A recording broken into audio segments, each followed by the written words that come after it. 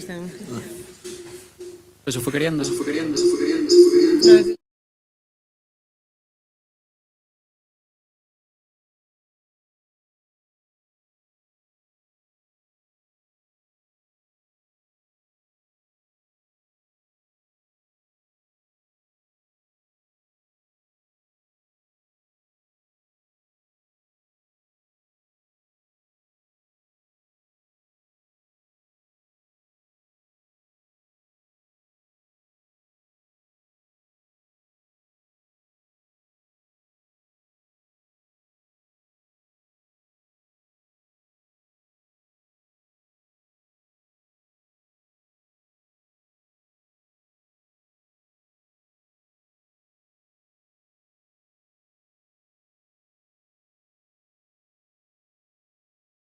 Mañana conmigo.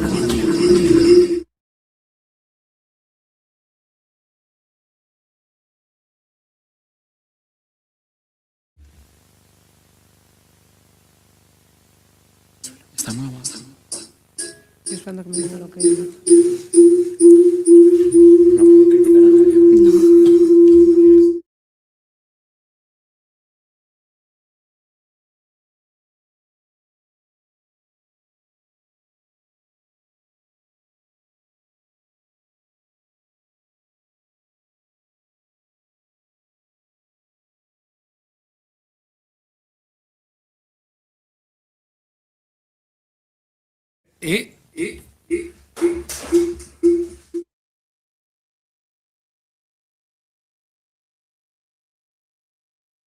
Uno, dos, tres. Es la tele, tío. Sí.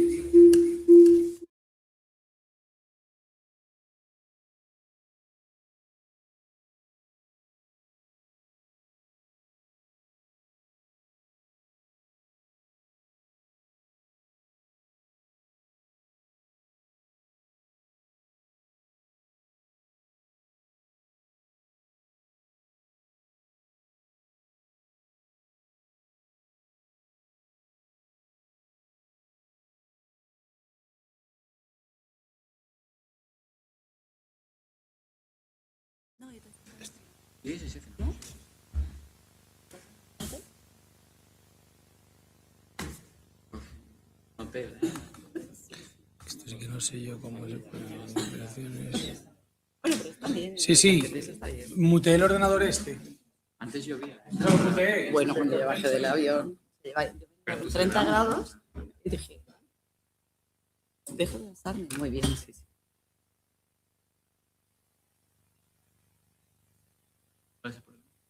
Nada, no sé, cosas tecnológicas. Ahí. Ya. Vale. Bueno, buenas tardes a todas y a todos. Lo primero, disculpas, porque ya sabéis que siempre que hay cuestiones técnicas hay, bueno, elementos sorpresa que tener en cuenta. Bienvenidas a La Curtidora, que para quien no lo conozca es un centro de empresas en el que desde el ayuntamiento también se favorece a que diferentes empresas pequeñas puedan comenzar y tener sus actividades, y se pone mucha disposición por parte del ayuntamiento para a poder ayudarles a comenzar esos negocios. Hoy estamos aquí en estas jornadas, me acompaña a la izquierda del todo Juan, que es director de la Agenda 2030 y también es el responsable de la red de ecosocialismo de Izquierda Unida de Asturias, Eva Sempere, que es nuestra secretaria de Organización Federal, y Ovidio Zapico, que es nuestro coordinador y consejero de Urbanismo, Vivienda, Ordenación del Territorio y Derechos Sociales. Ciudadanos, perdón. Y bueno, yo soy Yarina González, que soy responsable de municipalismo y también soy de aquí de Avilés. Rápidamente queremos dar la inauguración de estas jornadas y estamos muy contentas de que haya tanta gente y que veamos que la sala queda casi medio, porque sabemos que es complicado también en estas fechas, cuando hay tantas actividades, pues sumarse a una más, pero esto demuestra que vamos por el camino correcto y que hay ganas de debatir y que hay ganas de ahondar en la política, en las políticas verdes, en todos los debates que vamos a ir tratando tanto hoy por la tarde como mañana. Y en ese lema que se escogió para las jornadas, que podéis ver ahí también en la pantalla, de por un ecologismo para el 99%, y creemos que es una oportunidad no solamente para debatir, sino también para escuchar, porque creemos que es fundamental hacer un proceso de escucha activa de cuáles son los diferentes caminos a seguir, que también se nos vaya, sigamos agrandando ese hilo verde que nos reconoce y que es intrínseco a nuestra organización, y eso solo se puede hacer de forma, como también de otra manera lo hemos hecho siempre, de forma participativa, escuchando y contando también con quienes más saben de ello. Y ese es el resultado un poco de estas jornadas que ahora iremos desgranando. No me quiero extender más porque vamos a tener mucho para debatir. Simplemente daros las gracias por estar aquí. Espero que sean muy fructíferas, que aprendamos mucho y sobre todo que podamos estar en el lado correcto para seguir ahondando ese hilo verde que nos caracteriza. Os dejo ahora con Juan. Gracias. Muchísimas gracias, Yarina. Gracias en primer lugar al Ayuntamiento de Avilés por facilitar el espacio. Encarecidamente también un agradecimiento profundo a Izquierda Unida de Avilés por la acogida. Como no, gracias a vosotros y a vosotros por la asistencia y también a las personas que nos siguen telemáticamente, ¿no? Virtualmente, a través del enlace del streaming. Voy a ser muy breve, pero quiero ser incisivo también. Lo dijimos en la rueda de prensa cuando anunciamos estas jornadas. Si partimos de la idea de que Asturias tiene que ser un paraíso natural, como reza el lema, se tienen que cumplir dos criterios, dos requisitos. En primer lugar, ser socialmente responsable y, en segundo lugar, pero no menos importante, medioambientalmente sostenible. Socialmente responsable significa partir de la prosperidad, poner a las personas en el centro, y especialmente la clase trabajadora. Esta es una jornada de ecologismo de clase y no engañamos a ninguna persona a este respecto, y bien lo subraya el rótulo de las mismas. No pensamos en aquellas personas que tienen dinero para vivir más de 10 vidas, sino aquellas personas que sufren más los procesos de desprotección medioambiental. Y precisamente ese es el segundo criterio que se tiene que cumplir. Que Asturias sea medioambientalmente sostenible se refiere a cuidar nuestro entorno, a restaurar ecosistemas, tanto terrestres como marinos, y sobre todo y fundamentalmente no entender la naturaleza como una despensa de la cual extraer indiscriminadamente recursos. Fijaos, siempre que hay un proceso de desprotección medioambiental, de contaminación, de despilfarro, hay un capitalista que quiere convertir la naturaleza en un recurso que quiere convertir en ganancia, en renta o en interés. Por eso están inextricablemente ligadas esas dos dimensiones, la cuestión salarial del trabajo y la cuestión de la protección medioambiental o de la naturaleza. No se pueden separar, no hay una disyunción exclusiva. Y si separamos esto con una cuchilla, estamos cometiendo un error que cae encima de la vida de las clases trabajadoras, de la clase trabajadora. Efectivamente, como decía Yarina, el título de la jornada por un ecologismo para el 99% está tomada del feminismo, de autoras como Cynthia Rucha, de Nancy Fraser, etc. Yo creo que es muy elocuente. Lo que quiere decir es que defendemos no cualquier forma de ecologismo, sino un ecologismo de mayoría social. Un ecologismo de mayoría social que está preocupado por esos procesos de contaminación y de despilfarro, de destrozo de la naturaleza, porque por lo general no le interesa la contaminación a quien no sufre la contaminación o a la clase pudiente, las clases adineradas que viven en sus burbujas con sus chalecitos y con sus chalets. En ese sentido, a mí siempre me gusta repetir una frase de Andreas Malm, que es aquella que dice que cualquier emisión de carbono, se entiende que es una emisión de lujo, es decir, que se podría prescindir de ella, es un misil que se lanza directamente contra la clase trabajadora. Y eso es también un punto de partida de estas jornadas, donde lo que se defiende es el debate acerca de qué significa crecimiento, ¿no? Crecimiento para el capital o crecimiento de servicios públicos y de acceso a los bienes comunes por parte de la clase trabajadora. Obviamente, desde Izquierda Unida defendemos la segunda motivación. Y otro de los debates que seguro van a salir a colación es el de si hay que relocalizar sistemas alimentarios energéticos o, en cambio, hay que incidir en una modificación de nuestra relación con la naturaleza en la cadena global de valor. Creemos que es una dicotomía falsa también. Creemos que hay que buscar esa conjugación dialéctica entre lo uno y lo otro. Por eso también abogaremos por, como iréis viendo a lo largo de las jornadas, la colaboración público-común. Y aquí nos centraremos en la explicación de lo que esto significa. Sin más, reiterar el agradecimiento por vuestra asistencia. Lo vais a pasar muy bien. Y a continuación doy la palabra a Eva, nuestra responsable de organización de Biofer. Muchas gracias, Juan. Siempre cierra el coordinador del territorio, Y cualquier jornada, el protocolo es así. Bueno, muchas gracias, Juan, muchas gracias a Ivo Avilés y a Izquierda Unida Asturias primero por organizar estas jornadas, eso es lo primero, y segundo por querer que viniera y querer contar conmigo, pero sobre todo por hacer estas jornadas y con un lema tan acertado. Yo creo que el gran acierto de estas jornadas, dicho desde ya, no han empezado, es decir, ahora ya escucharemos cómo van las mesas, pero el gran acierto de estas jornadas es sacar al ecologismo de ser un punto más en los programas, un punto más en los debates, un punto más en las reflexiones y ponerlo en el centro. Primero porque no va a haber política pública, no va a haber política de ningún tipo, no va a haber mayoría social en un planeta que está en llamas y no tiene futuro. Y hablar del ecologismo del 99% es sacarlo también de un cierto ostracismo a donde se ha querido llevar una cierta caricatura de las políticas verdes que son políticas para gente pequeño burguesa aburrida. Y nada más lejos, para empezar, de la intención de Izquierda Unida, pero nada más lejos de la realidad material. El capitalismo lo tiene claro. El capitalismo lo tiene claro, que las políticas que está haciendo son políticas para el 1%, en el cual el 99% caen de camino y no importa demasiado. Y el modelo social que tenemos, incluso el modelo civilizatorio que tenemos, va a caer, pero tampoco les importa demasiado, mientras ese 1% siga manteniendo sus privilegios, lo demás le da igual. Todas las políticas que nosotros tenemos que plantear están dirigidas al 99% y no hay políticas sin base material.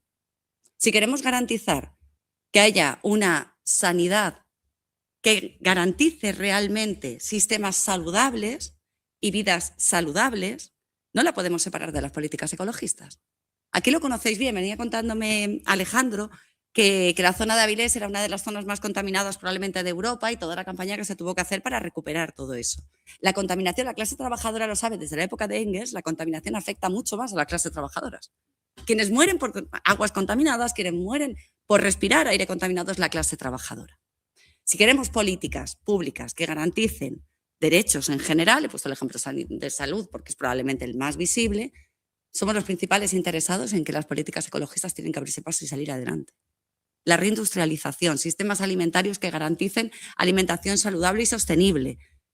Todo este paquete, incluso la educación, podríamos, mañana hablaremos de más cosas, significa paquetes materiales, hablar de políticas ecologistas, pero ecologistas para el 99%, es decir, romper la caricatura de que cuando hablamos de esto hablamos de la necesidad de comprar huevos ecológicos o de tener parques a no sé cuántos, que también requiere de eso. Pero sobre todo tener la mirada de que no va a haber un mundo con justicia de ninguna clase, no va a haber justicia social si no tenemos justicia climática, porque sin justicia climática no tenemos acceso a ecosistemas sanos y por tanto no tenemos acceso a vidas dignas.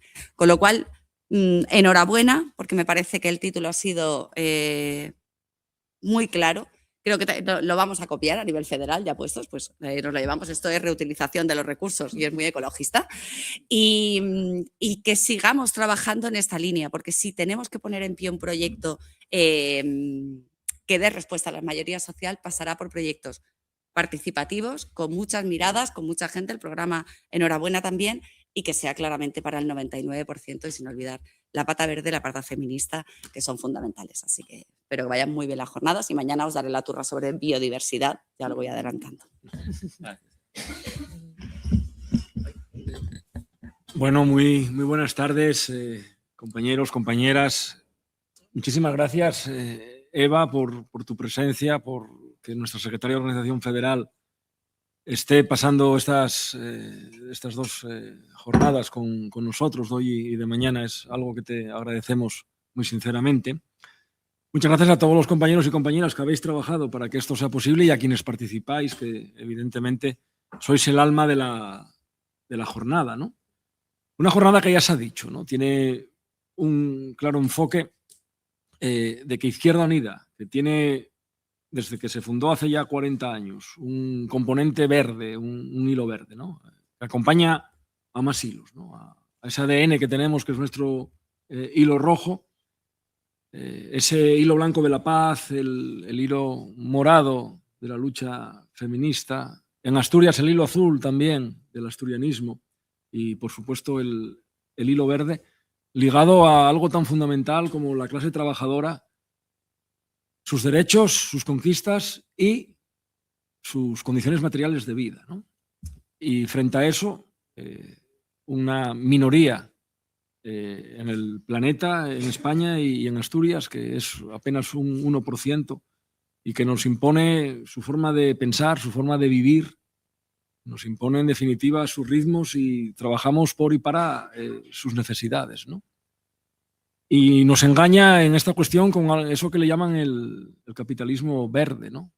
Y se producen pues cuestiones como la transición energética, que no puede nunca tener como perdedor a la clase trabajadora, como perdedora, no puede tener como perdedores a comarcas de fuerte arraigo obrero, siderúrgico, minero, en Asturias, ¿no? Por eso la importancia de ese ecologismo para el 99%, ¿no? Y en todo ese proceso también la transición energética, cuando sabemos que la lucha contra el cambio climático es, yo creo que una obligación y evidentemente una necesidad, que la llegada de las nuevas energías renovables es algo también deseable, pero que tienen que hacerse con orden, que tienen que hacerse supeditando el interés público, el interés general, la protección de las personas frente a los intereses, bueno, pues especulativos de las empresas que se mueven solamente por y para el dinero, ¿no? Y como tenemos en Asturias ahora mismo, yo creo que una buena herramienta para conseguir, en el mejor de los casos, avances y transformaciones, en el peor, una buena herramienta de resistencia, que esa herramienta o nuestra presencia en el gobierno la tenemos que explotar, ¿no? y que aprovechar. Tenéis aquí con vosotros y vosotras a dos directores generales, a Juan y a Laura, que intervendrá después, que llevan materias muy importantes cuando hablamos de justicia social y de justicia medioambiental, como son el urbanismo y la Agenda 2030, ¿no? Es muy importante el poder tener las competencias hoy de ordenación y urbanismo en Asturias para al menos frenar envites que ese capitalismo verde nos da. Es muy importante tener las competencias en la Agenda 2030 para, entre otras cuestiones, fijar cada día en la agenda política asturiana todos y cada uno de esos objetivos de desarrollo sostenible, ¿no? Para poder haber multiplicado, yo creo que un 700%, hablábamos esta mañana, Juan, la inversión del Gobierno de Asturias en materia de Agenda 2030, desde que hace ahora 3 años prácticamente llegábamos al Gobierno de Asturias, para situar desde la Agenda 2030 y de manera transversal cuestiones medioambientales a las que podemos llegar, planteamientos, yo creo que innovadores en la lucha contra el cambio climático y la adaptación de nuestros pueblos y ciudades al mismo a través de líneas de trabajo que Juan tiene en marcha. Y, en definitiva, pues bueno, un sinfín de oportunidades que nos permiten pasar lo que aquí se debata, lo que aquí aprendamos, lo que aquí se construya, del plano teórico al plano real que permite estar en un gobierno, ¿no? Y eso es lo que yo creo que tenemos que hacer, extraer aquellas enseñanzas que después podamos aplicar en el boletín oficial del Principado de Asturias. En definitiva, amigos y amigas, os deseo también pues, un fructífero debate, que estos 2 días, Eva, se te acoja muy bien en Asturias, que lleves un buen recuerdo de nosotros y nosotras, y que estas jornadas, sin duda, lo van a ser, porque ya empiezan muy bien, sean todo un éxito. Gracias, amigos y amigas.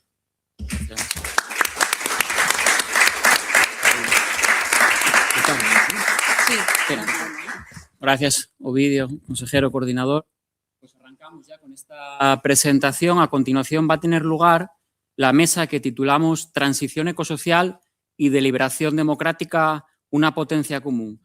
¿Por qué el título de esta mesa? De lo que se trata es de poner de relieve esa colaboración público-común. Dicho en medio minuto, las administraciones públicas creemos que tienen que innovar, que tienen que arriesgar, que tienen que invertir, que tienen que acompañar en los procesos de transformación ecosocial, pero sin tutelar. Es decir, los proyectos tienen que nacer desde abajo, horizontalmente, poniendo en marcha mecanismos de cogobernanza democrática y participación ciudadana, sin que estos términos o estos sintagmas sean fetiches, sino que se produzcan y que tengan efecto de verdad. Y para explicar esto, tenemos 3 perfiles excepcionales, como son, yo iré llamando, y entonces, como los programas, a continuación vais pasando. Sí. No os quería echar, pero quedó súper elegante. Candela Guerrero, Laura Lucio, os pido un fuerte aplauso para ella.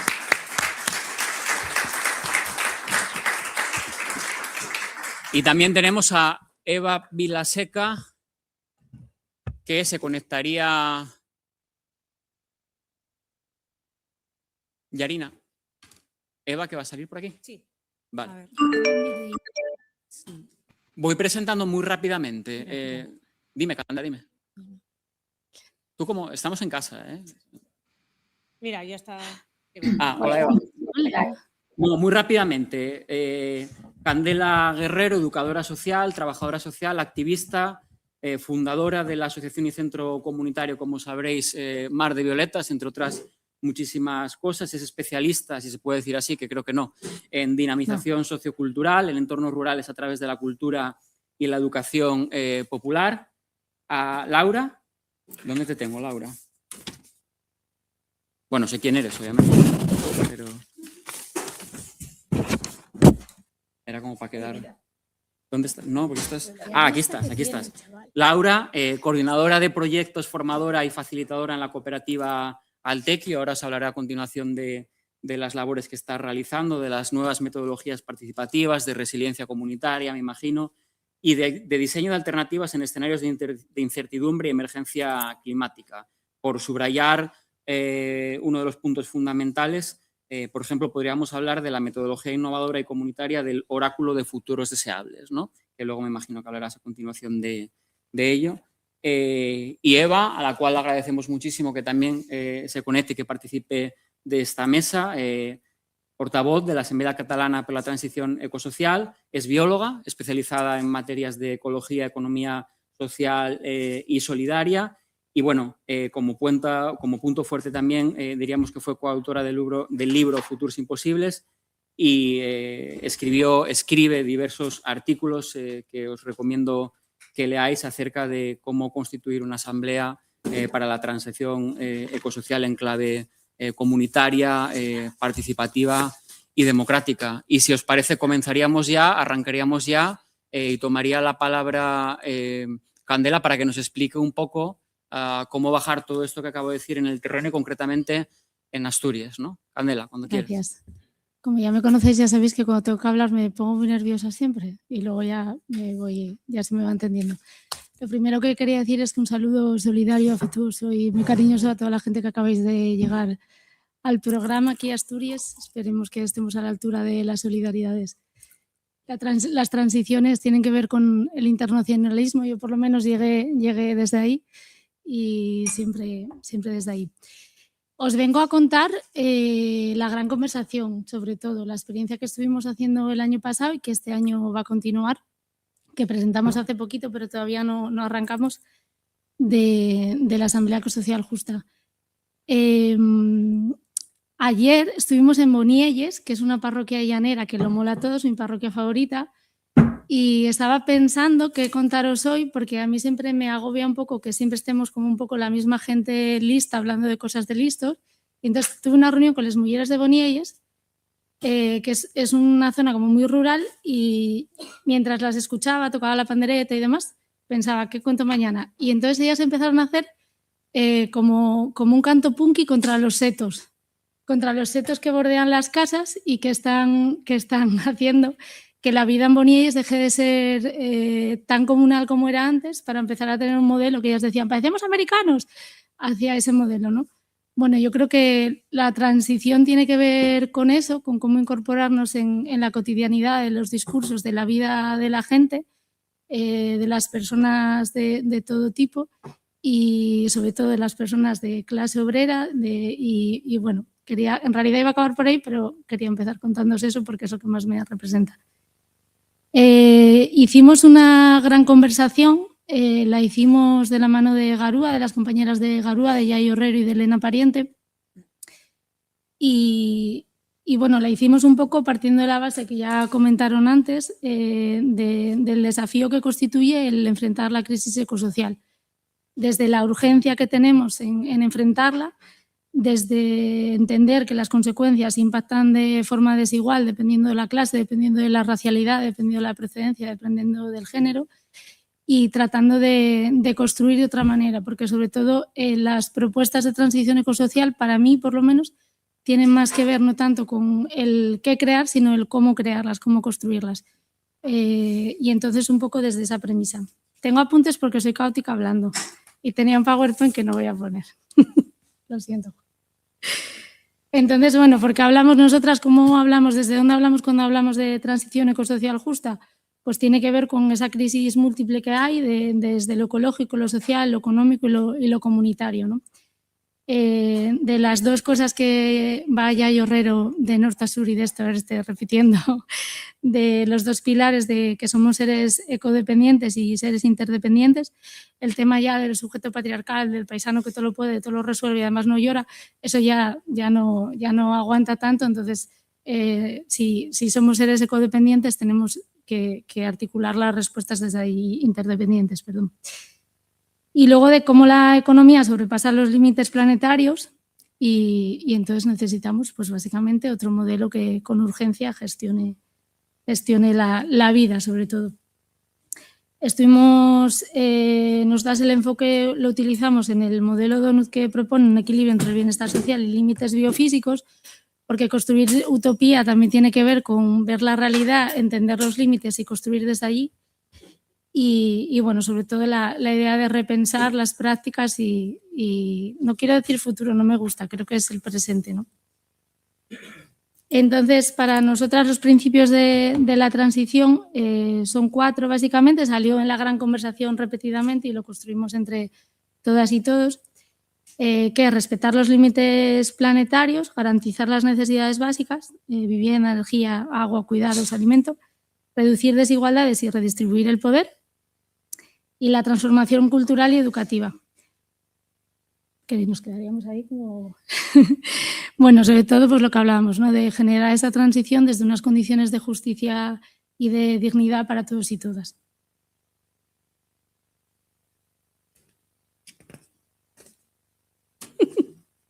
Entonces lo hicimos en varios días, sí, muy bien, gracias. Es que yo, es verdad que soy más de dinamizar, de acompañar aprendizajes, de unir ideas, pues lo que viene siendo de la educación popular. Entonces cuando me sentáis en una mesa, pues paso pánico, no puedo evitar. Tiene que ver también con eso de ser mujer, de, bueno, ya está, tenemos que ir enfrentándolo poco a poco. Si no vomito hoy, ya daros por satisfechos todos y ya es broma, no va para tanto. Pues sí, bueno. Entonces hicimos en 3 o 4 días la gran conversación, hubo como distintos, ya desde como una mirada más metodológica, distintos pasos, ¿no? El primer día identificamos varios problemas, se hicieron sesiones con personas de todo el territorio asturiano, muy diversas, eso fue lo más molón, la verdad, porque había desde artesanos hasta personas que se dedicaban a temas de cuidados, hasta pues gente más de carácter académico, fue muy guay. Y ahí los problemas centrales identificados os van a sonar, tienen que ver con la precariedad, la mercantilización de la vida y los cuidados, con la crisis ecológica, y hablaban de extractivismo, de pérdida de biodiversidad, del agua, con el tema de la vivienda, de la especulación, la turistificación, el desarraigo, la expulsión de población de las zonas donde vivieron toda la vida, del abandono rural y del circo que hay en torno también a lo rural como parque temático. Y luego 2 cosas que son en las que yo como más vengo trabajando, que es el tema de la desmovilización social. Ahí desde una parte de apatía social y soledad dentro de los pueblos, y a ver si cortan ya todos los setos, pero también desde una pérdida de confianza con la institución, no solo con la institución, sino con las estructuras clásicas de participación. No solo hablo de partidos políticos, hablo de asociaciones vecinales que están... todos los dirigentes que se sienten súper solos por donde quiera que vayas del país. Y luego la fragilidad de la comunidad, que bueno, tiene mucho que ver con lo anterior. Vale. Eso fue lo que hicimos el día 1, el primer bloque. El segundo bloque lo que hicimos fue profundizar por áreas, pues salió un poco lo mismo, pero por áreas, el tema de vivienda, medios rurales, comunidad, salud y cuidados, energía y transporte y cultura e imaginarios. En cultura e imaginarios, y que tiene que ver también con esa parte educativa, todo el rato salía el mismo discurso de no tiene tanto que ver con el qué hacer, sino el cómo hacerlo, a quién estamos llegando, a quién se lo estamos contando y quién nos está entendiendo, que es muy importante, ¿no? Entonces, una de las cosas que salió de la gran conversación como por tarea pendiente es empezar a utilizar lenguaje que los pueda escuchar una vecina de Bonielles y se siente identificada, y también cualquier otro tipo de persona que tenga pues, otro nivel académico o social. También estuvimos pensando los futuros que deseamos, haciendo un ejercicio de golpe, ponernos a futuro y imaginando que ya habíamos conseguido todo lo que queríamos dentro de los límites que nos permitía el planeta y qué había pasado para eso, ¿no? Entonces, bueno, salieron varias cosas que tienen que ver con la educación crítica como motor de cambio, que habíamos recuperado los bienes comunes, el agua, la energía, la vivienda, que se había producido una revolución de los cuidados que había transformado roles y tiempos, que se había apostado por comunidades autogestionadas que fortalecían la democracia local y eso en intercambio y en interacción con la institución. Había nuevos indicadores que reemplazaban el Producto Interior Bruto para medir el bienestar y luego la cultura y las narrativas comunitarias consolidaban el sentido de pertenencia y no el consumo y el mercado. Y nada, ahí salieron 4 ejes que son los que vamos a trabajar ahora. Hola. Bienvenido, Javier. Desde los que vamos a trabajar ahora desde la Asamblea, estamos en ello, en la Constitución, que son 4 pilares que sostienen la transición ecosocial, que son la redistribución de la riqueza y el poder, la reconversión ecológica de la economía, la reconstrucción comunitaria y el cambio cultural y educativo profundo. No tengo aquí el PowerPoint, pero sí iba a contar un poco que el tema de la Asamblea inició hace muy poquito, que la presentamos en el cohousing maravilloso que tenemos en Carabies, así somos los de Llanera, que tenemos hasta cohousing. Y bueno, va a arrancar ahora los grupos de trabajo ya en torno a propuestas concretas para ir abordando. Y nada más, tenía el vídeo de la Asamblea, pero sí, es que no sé usar esto. O sea, sí. O sea, es que me da miedo como tocarlo y que... Vale, que sabe. Bueno, si no, grito Matías SOS. Aprovecho para decir bien, tenéis carpetas arriba. Venga. Vale. Y tarjetas para apuntar preguntas y luego no das bien para formularlas todas en el momento oportuno. Pero esto igual es... Que no os preocupéis, que las respondemos y se van respondiendo. Páralo a ver, que como acoplaba. A ver si claro. se...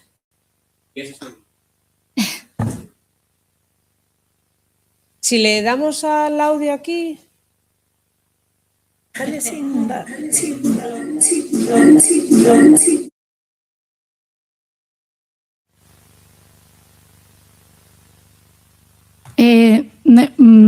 No lo dije, pero este proyecto lo hicimos con la Dirección General de la Agenda 2030. Perdón. Lo más importante Lo siento es que si se le por da la falta de el audio protocolo. acopla, creo, ¿no? ¿Y qué hacemos? ¿No lo podemos poner? Bueno, era porque salía Yayo, que es maravilloso escucharla. Juan, un poco, la gente que participó en todas las jornadas, por darle un poco de rostro.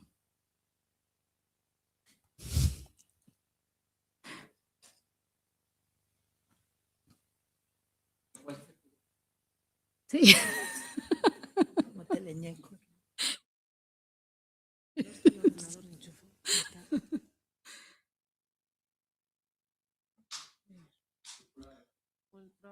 A ver. Le doy al audio, ¿no? Ah.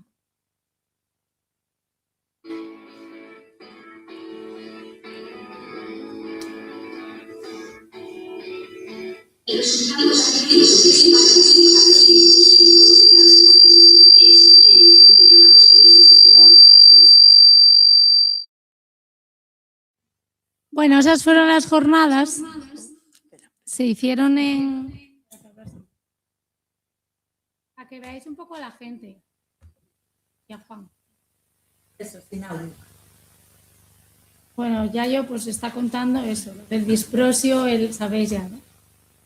No es broma, es que a mí me encanta cuando empiezo a hablar de... Digo. Bueno, era para que vierais un poco. Estuvimos en... Esta fue la jornada ya final, fueron 2 jornadas y se hicieron en el nuevo espacio del lugar, porque es maravilloso. Era un espacio escénico, pues chavales ahí del barrio. Y es que pensé que acoplaba, perdón. Vale. Y bueno, fueron 2 jornadas que fueron ahí, estuvimos trabajando, siempre lo hacemos con técnicas para que todo el mundo hable, porque como que a veces escribimos grandes proyectos de redistribución del poder y se nos olvida que la palabra es poder y también hay que redistribuirla en el trabajo cotidiano y por eso creemos en ese tipo de técnicas, no porque nos gusten los colorinos, que también. Y bueno, hubo también algo de arte porque, ya para acabar, vengo de Mar de Violetas, que es un colectivo de Llanera. En un mes seremos cooperativa social, estamos muy orgullosas de ello.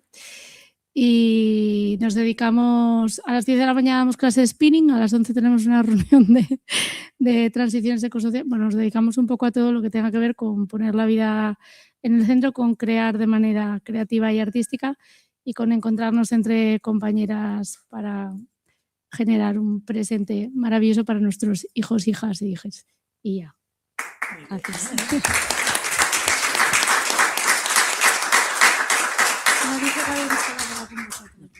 Lo cuentas tú ahora.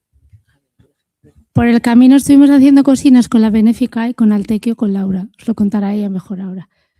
Ahora ya no me paráis, ¿eh? Te ayudo. Yo sí voy a poner una PPT. Más que nada, no se pondrá en pantalla completa. No, yo estoy. Ya estoy ahí, pantalla completa. Ahora, venga. Muy bien, pues nada, muchas gracias a Juan por la invitación, también a todo el colectivo de Izquierda Unida y bueno, y a Candela aquí por estar de compañera en la mesa. Y a Eva que está por ahí también. Pues bueno, yo voy a hablar un poco, como era un poco el título de este bloque, ¿no? De democracia deliberativa. Y diréis, ¿qué es la democracia deliberativa, no? Pues bueno, la democracia deliberativa es una forma de participación ciudadana. No sé si alguna vez habéis oído hablar de la escalera de la participación, ¿no? En la escalera de la participación hay una serie de peldaños que van desde el peldaño más bajo, que es la información pública, que lamentablemente las administraciones públicas normalmente se quedan en ese peldaño, ¿no? La información pública es como lo que está obligada la administración pública a brindar, ¿no? A veces suben al escalón de lo consultivo, ¿no? De brindo información y pido opinión, pero eso no es vinculante, es decir, luego ya veo qué hago con esta información que recojo de la ciudadanía, ¿no? Pero si subimos en un escalón más de la participación, entraríamos ya a una participación más propositiva, que podríamos decir que la democracia deliberativa está un poco en este ámbito, ¿no? De una participación propositiva o incluso de cogestión. Mañana COIS va a hablar de alianzas público-comunitarias, que creo que podríamos decir que está en ese escalón top, ¿no? De la participación. Y hoy vamos a hablar un poco de este escalón en el que la ciudadanía hace propuestas y son tomadas en cuenta por la administración pública, ¿no? Entonces, la democracia deliberativa, eso, un poco tiene en cuenta a un número determinado de personas que a través de un proceso de información, deliberación, reflexión y elaboración de propuestas, pues genera recomendaciones de política pública, ¿no? Sobre asuntos públicos.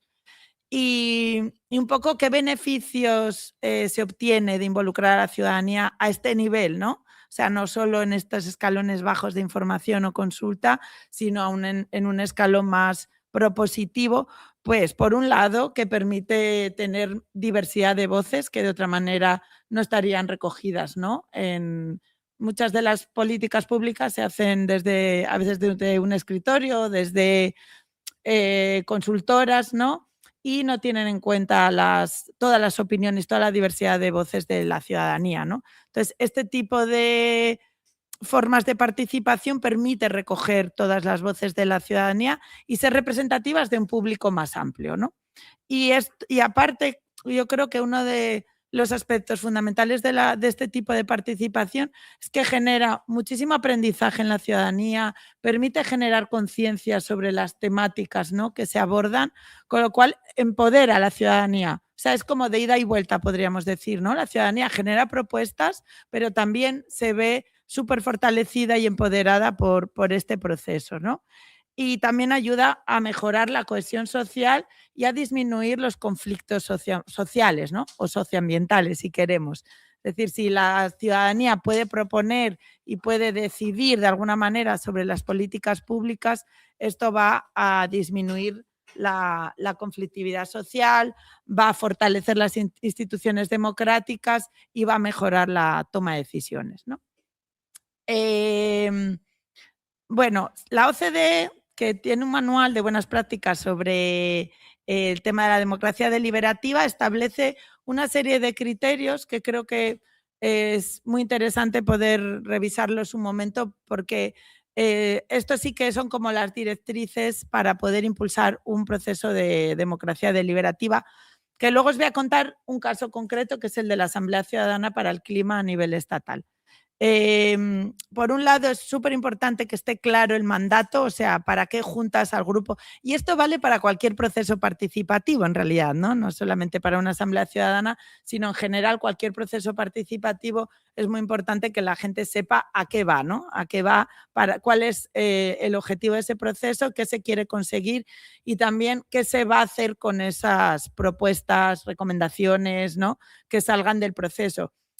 Pasa muchas veces que se abren procesos participativos, la gente participa en cosas que luego ni sabes qué se hizo con esas propuestas, quedan muchas veces en un cajón. O sea, a veces se dan procesos participativos más para cumplir como requisitos que realmente como para que sean tenidos en cuenta en las políticas públicas, ¿no? Entonces, creo que es importante tener en cuenta esto, ¿no? Tanto para qué se hace, cuál es el seguimiento, la rendición de cuentas que se va a realizar. También es muy importante en un proceso de democracia deliberativa la representatividad de la comunidad, es decir, que estén representadas todas las personas que componen ese ámbito. Luego os voy a explicar un poco de la Asamblea Ciudadana para el Clima, cómo se hizo este proceso. También la accesibilidad e inclusión, es decir, que el proceso sea accesible e inclusivo para toda la diversidad de personas que participan. Es muy importante que las personas tengan información sobre la temática en la cual van a participar y esto vuelta vale para cualquier proceso participativo, ¿no? O sea, necesitas tener información y alinear un poco el conocimiento de todas las personas que van a participar en este proceso. También es importante que tener tiempo para hacer este proceso de deliberación, ¿no? Tiempo suficiente y también que los resultados se comuniquen a la ciudadanía, a las administraciones públicas, ¿no? Que sea transparente y que se comunique los resultados.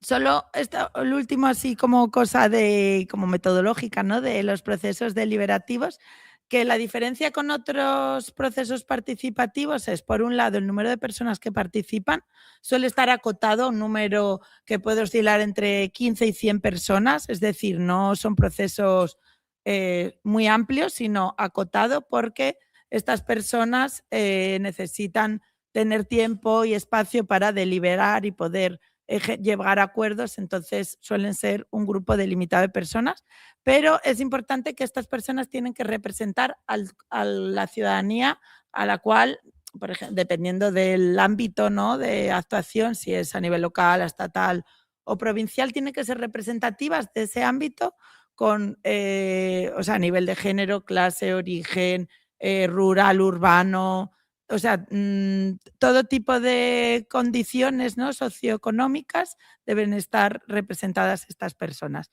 Y luego el método de participación, que es el de la deliberación basada en información, reflexión, diálogo y toma de decisiones. O sea, para que sea un proceso deliberativo tiene que darse estas condiciones de que las personas tienen que estar informadas sobre la temática que van a trabajar, que van a deliberar y tener tiempo suficiente para este proceso deliberativo.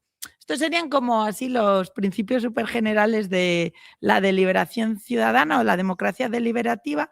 Y os quería contar la Asamblea Ciudadana para el Clima, que se desarrolló entre el 2022 y 2024, más o menos, que fue un proceso a nivel estatal promovido por el Ministerio de Transición, el Ministerio de Transición y Reto Demográfico, y en el cual desde Altequio, la cooperativa en la que yo trabajo, pues participamos en el proceso de diseño, facilitación y acompañamiento del proceso.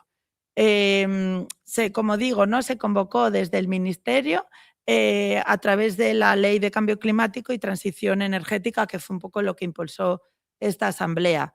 Y el objetivo era buscar soluciones para alcanzar la neutralidad climática a nivel estatal antes del 2050. O sea, el mandato de la asamblea era este, ¿no? ¿Qué recomendaciones realiza la ciudadanía para alcanzar la neutralidad climática? Y desde un punto de vista de justicia social, ¿no? Y solidaria. Se participaron 100 participantes con diferentes criterios de representatividad de edad, sexo, población, nivel de estudios, nacionalidad, territorio. Y bueno, había así como una estructura, ¿no? de trabajo, pero bueno, eso fueron 100 participantes, representantes de toda la ciudadanía. Entonces había personas de todas las comunidades autónomas, de diferentes nacionalidades, de diferentes edades también, ¿no? O sea, había personas mayores desde personas de 70 años hasta jóvenes de 18 años. Y bueno, se hizo a través de 6 sesiones, con unas sesiones previas de, como digo, de información técnica, ¿no? Sobre qué es el cambio climático, cuáles son las consecuencias, efectos del cambio climático, para después pasar a unas sesiones de reflexión, diálogo y elaboración de recomendaciones. Aquí vemos algunos de los temas que se trataron, ¿no? En este proceso.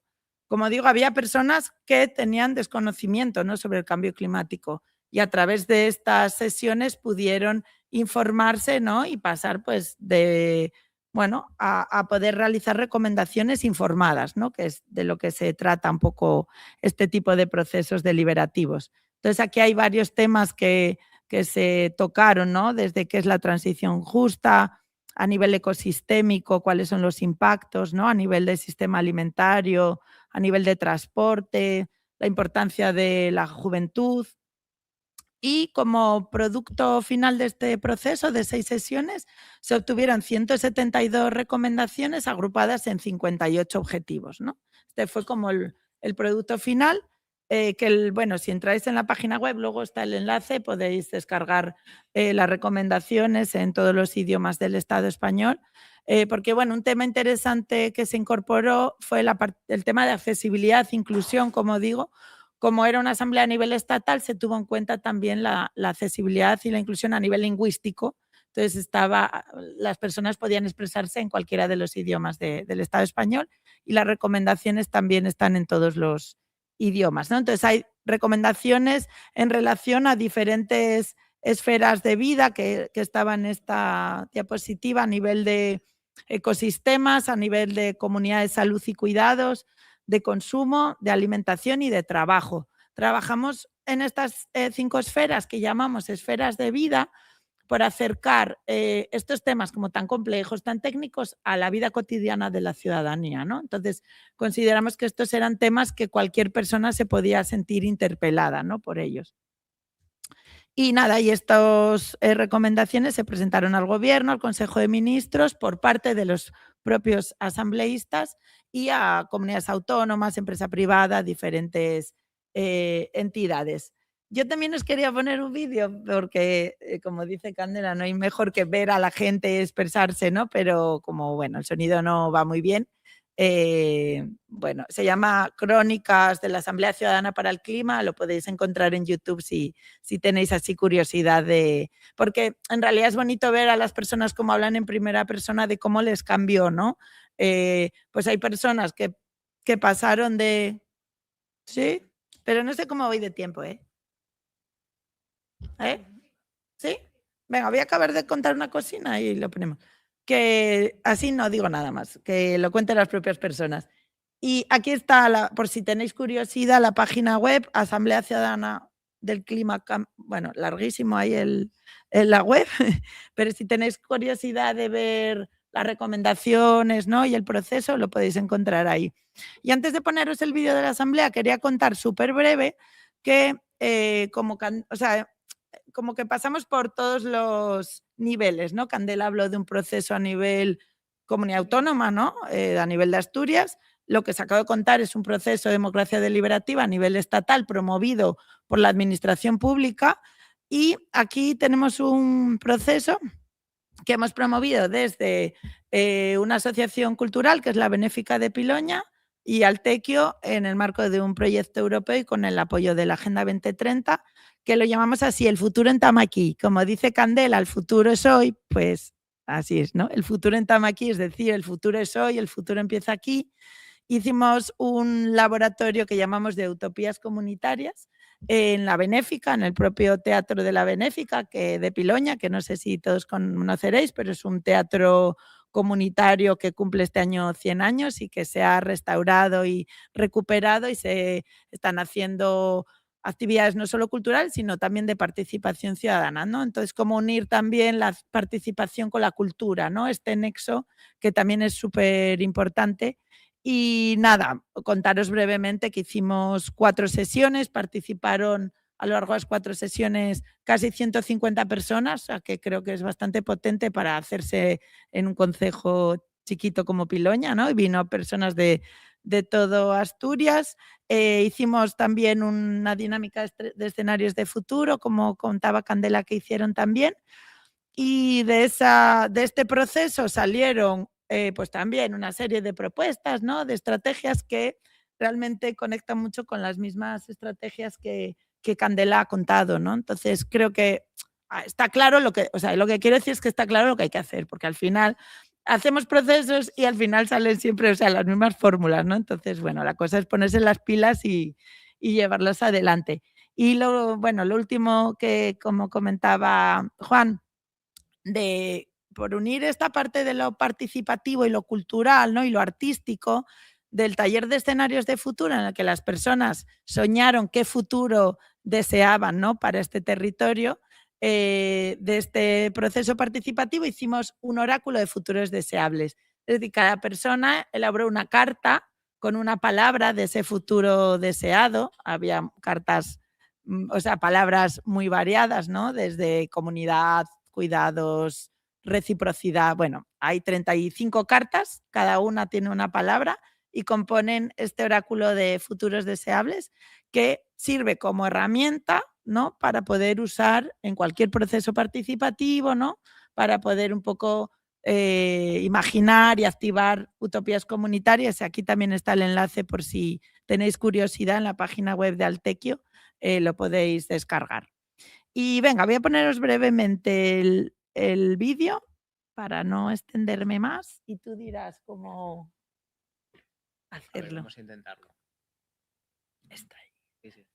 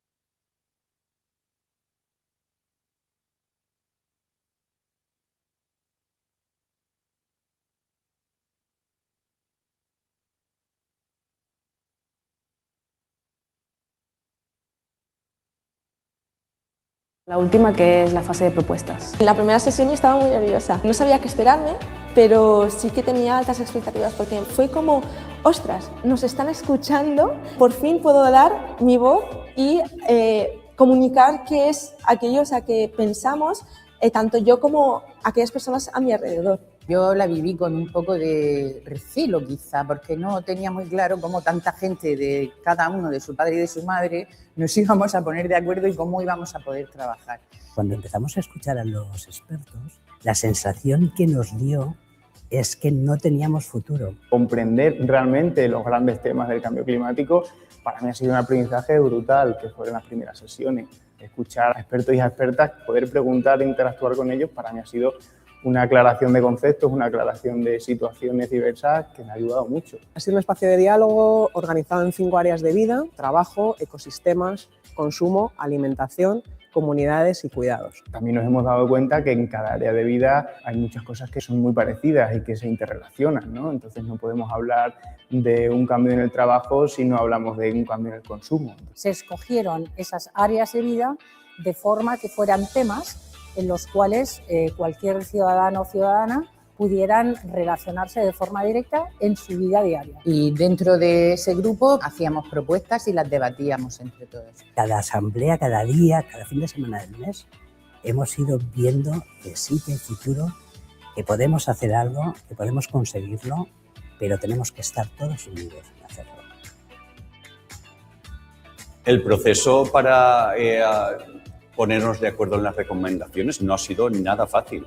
Los debates han llevado no es a confrontar ideas, sino a lograr acuerdos. Ha habido diferentes visiones y eso ha estado muy bien. Aprender de los demás e intentar pues, llegar a un acuerdo en nuestras propuestas, de decir, vale, yo estoy en este extremo del espectro y tú estás en el otro, vamos a encontrar un punto medio. Ha sido complicado, pero parece mentira, pero hemos llegado a acuerdos.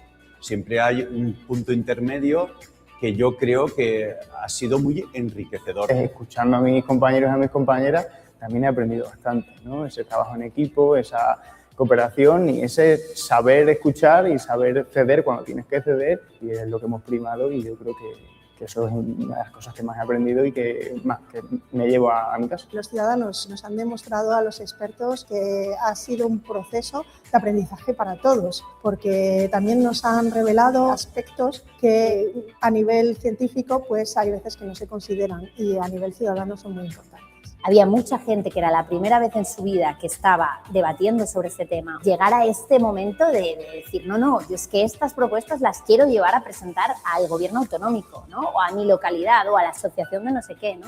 Ese grado de apropiación y de compromiso con las propuestas para mí es lo que más habla de la Asamblea. Cómo las personas tenemos más sentido común del que pensamos y cómo cuando estamos juntos somos capaces de ponernos de acuerdo y de encontrar algo común para el bienestar de todos. Hay muchas recomendaciones muy buenas y pienso que es ineludible que las instituciones públicas de diferente carácter las vean y entiendan mejor el sentir de la ciudadanía española respecto a qué es lo que ellos creen que puede motivar el cambio y qué cosas recomiendan que habría que hacer, ¿no? Salgo de aquí con expectativas muy altas porque me he puesto el listón como muy alto y la Asamblea pues, ha ayudado mucho en ello, ¿no? Y ahora lo que yo podría pedir sería que escucharan estas propuestas desde el Gobierno y que esto no acabe aquí. Por favor, pido que haya un pacto de Estado contra el cambio climático. A mí me gustaría que esta experiencia se repitiera, que aprendiéramos a introducirnos un poco más en la gobernanza de la vida, de nuestras necesidades. Porque esto no es un tema que se pueda trabajar en unos cuantos meses. No, esto sigue y avanza y tanto estas propuestas como hemos hecho, como las que han venido anterior a nosotros y las que van a venir a posterior, tienen que ir modificándose e ir actualizándose porque ni nosotros seguimos siendo los mismos, ni el clima, ni el ambiente sigue siendo el mismo. Y que estas ideas, todos los partidos políticos se unan para que cambie el gobierno, que cambie esto, lo paremos. El problema es muy serio y si no lo solucionamos no vamos a llegar a ningún lado. Me llevo sobre todo la riqueza de participar como ciudadana en una toma de decisiones que normalmente delegamos en nuestros gobernantes, ¿no? Y es muy bonito coger la responsabilidad, las riendas de nuestra vida. Eso es algo que empodera, ¿no? a todas las personas y que nos une además.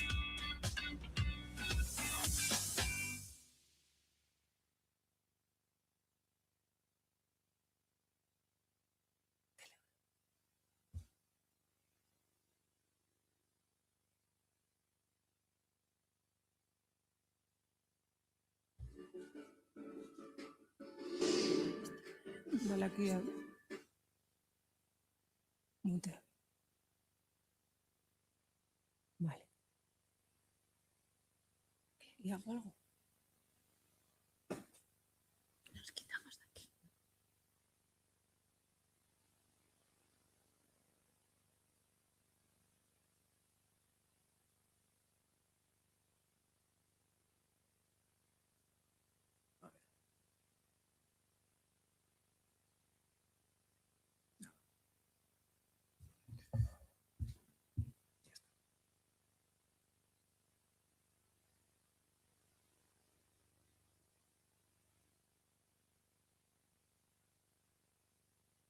Juan, ¿la vas a presentar?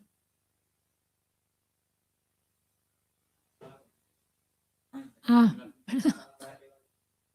Ah, vale.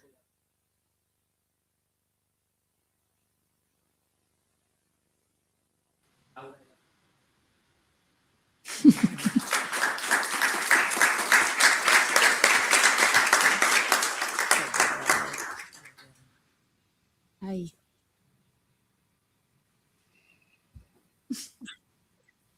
Hola. Te escuchamos. Ah, vale, perdón, es que como estoy aquí en casa, sabéis que siempre es un poco extraño eso de estar en una pantalla y no veros mucho. Muchas gracias para invitarnos. No sé si tengo una diapositiva y no sé si... Vale, perfecto. Entonces, yo soy Eva Vilaseca, vengo en representación a la Asamblea para la Transición Ecosocial y me pidieron un poco que en el marco del cual estamos hablando, que era sobre gobernanza y deliberación en el marco de las transiciones, hablara un poco sobre nuestra experiencia. Nosotros somos un espacio político que nace en Cataluña hace un par de años. Nacemos de unos encuentros, de un fórum que organizamos para la transición ecosocial y nacemos un poco de la necesidad que vemos que el movimiento ecologista está bastante fragmentado a nivel territorial o a nivel sectorial, ¿no? Que estamos en las luchas del agua, de la energía o en luchas muy territoriales y que necesitamos construir frentes amplios para conseguir hacer o impulsar transformaciones hacia una transición ecosocial en Cataluña, ¿sí? Otra constatación que tenemos es que necesitamos, vemos también que hay una falta de liderazgo por parte de la administración, de quien está en el gobierno, quien ha estado los últimos 30 años ocupando diferentes cargos de responsabilidad pública, de no hacerse cargo pues de la crisis ecológica y climática y que es necesario pues, una propuesta de planificación y una propuesta que esté a la altura de todo eso, ¿no? Y como vemos esa ausencia de liderazgo por parte de quien está en la institución, pensamos que vamos a organizar o a pensar esa transición ecosocial que necesita, en este caso, Cataluña, ¿no? Que nosotros, digamos, desde el espacio que pensamos, pues decidimos pensarlo nosotras, pensar esa planificación y esa transición ecosocial justa que debería tener el país. Nosotras, es decir, los colectivos y los movimientos sociales de forma autoorganizada, ¿sí? Entonces, sería un poco un proceso que nos inspiramos en el modelo de las asambleas ciudadanas, en realidad, pero, digamos, de una forma autogestionada, sin la institución por el medio, ¿no? Porque es puramente, digamos, movimientos sociales. De esa tesis, pues, fundamos la Asamblea para la Transición Ecosocial, que os pongo aquí algunas imágenes, y de ahí, digamos, empezamos a definir cómo es eso de construir una planificación o cómo pensar la transición ecosocial en Cataluña desde las alianzas, ¿no? Entonces, lo que tenemos, bueno, una de las ideas es que vemos que el ecologismo necesita pues un proyecto, un horizonte y un proyecto de transformación, ¿no? Para saber hacia dónde vamos, pero también para sumar el máximo de colectivos durante en ese mismo proyecto, ¿no? También otra idea de la cual partimos es que partimos de la autocrítica de que nuestra propuesta política, cuando digo nuestra hablo mucho desde el ecologismo, pues es incompleta porque no interpela a una mayoría social, ese 99%, ¿no?, que situabais antes, ¿no? Porque tal vez no tiene incorporada suficientemente la perspectiva de clase, porque tal vez hay gente o trabajadores de ciertos sectores que van a ser afectados por nuestras propuestas que no están contempladas, porque tal vez las personas migradas tampoco lo están, etcétera, ¿no? Entonces, también partimos de esa constatación. Y por eso vemos la necesidad de construir de forma colectiva ese proyecto y ese proyecto y ese horizonte, ¿no? No es solo un dibujo de un futuro posible hacia dónde vamos, sino cómo conseguimos llegar hasta ese lugar partiendo de las condiciones políticas, económicas y culturales hoy, digamos, de la sociedad capitalista actual, ¿no? Es decir, desde un cierto pragmatismo, digamos. Y nuestra propuesta política es muy sencilla, que es sentar a la gente a conversar, ¿no? Parecido, inspirado también con la experiencia que antes hablabais que hacéis aquí en Asturias, ¿no? De hecho, también la Yayo y el COIS han sido dos personas que nos han inspirado bastante para diseñar, digamos, toda esa propuesta, ¿no? Entonces, claro, digamos que nuestro plan era, vamos a montar un plan para la transición ecosocial a Cataluña, que sea realista, que sea ejecutable y que en ese camino consigamos sumar el máximo de organizaciones y gente posible, ¿vale? Entonces, eso es como ultra mega ambicioso y tuvimos que bajarlo concretarlo en algo pues un poco más asequible o un poco más pequeño. Entonces, planteamos... perdón, estoy hablando como de forma desordenada. Planteamos la propuesta de hacer pactos ecosociales, es decir, abordar esa transición ecosocial del país de forma más sectorial, tocando los diferentes elementos de la transformación de la reconversión productiva del país, ¿no? Empezamos con el Pacto para la Soberanía Alimentaria, pero que es a pensar en concreto la transformación del sistema alimentario, pero la idea es pensar otros pactos, ¿no? Le llamamos así. Quería daros tres ideas que tienen o algunas ideas que tienen que incorporar esos pactos. Una es que tenga de forma muy central la perspectiva de clase y la mejora material de la vida de la gente y de la mayoría social. Que tenga una mirada ambiciosa, que consiga pensar en grande y superar esa idea de que el ecologismo hace macrodiagnósticos de la crisis ecológica, de la crisis de biodiversidad y responde siempre desde propuestas locales y comunitarias, que está bien y es necesario, no quiero criticar eso, pero que nosotros partimos de que queremos pensar transformaciones, en nuestro caso, en escala catalana, ¿sí? Que piensen en la transformación de toda la cadena de valor, en el caso del sistema alimentario. Y lo hagan de forma justa, de forma rápida. Y el tercer elemento es ese, que el centro de ese proyecto sea la reconversión productiva del país. De ese proceso, de esos pactos que vamos a hacer, ¿no?, que van a tocar turismo, industria, alimentación, ¿no?, las diferentes sectores que sustentan la economía catalana y que tenemos que rever, buscamos, como resultado de esos procesos, de cada uno de esos pactos, buscamos dos resultados.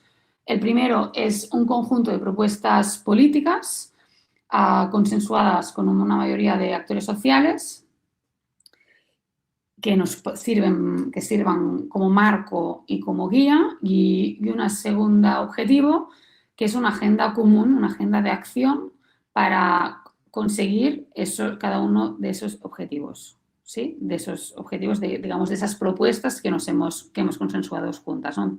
Entonces hay una parte de relato y una parte de acción.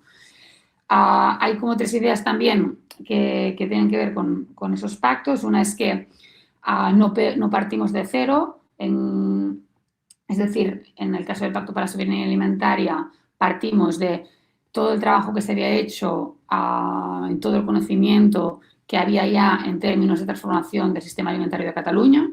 Fuimos a llamar a toda la gente que sabía mogollón, a todas las organizaciones, etcétera, y de ahí partimos.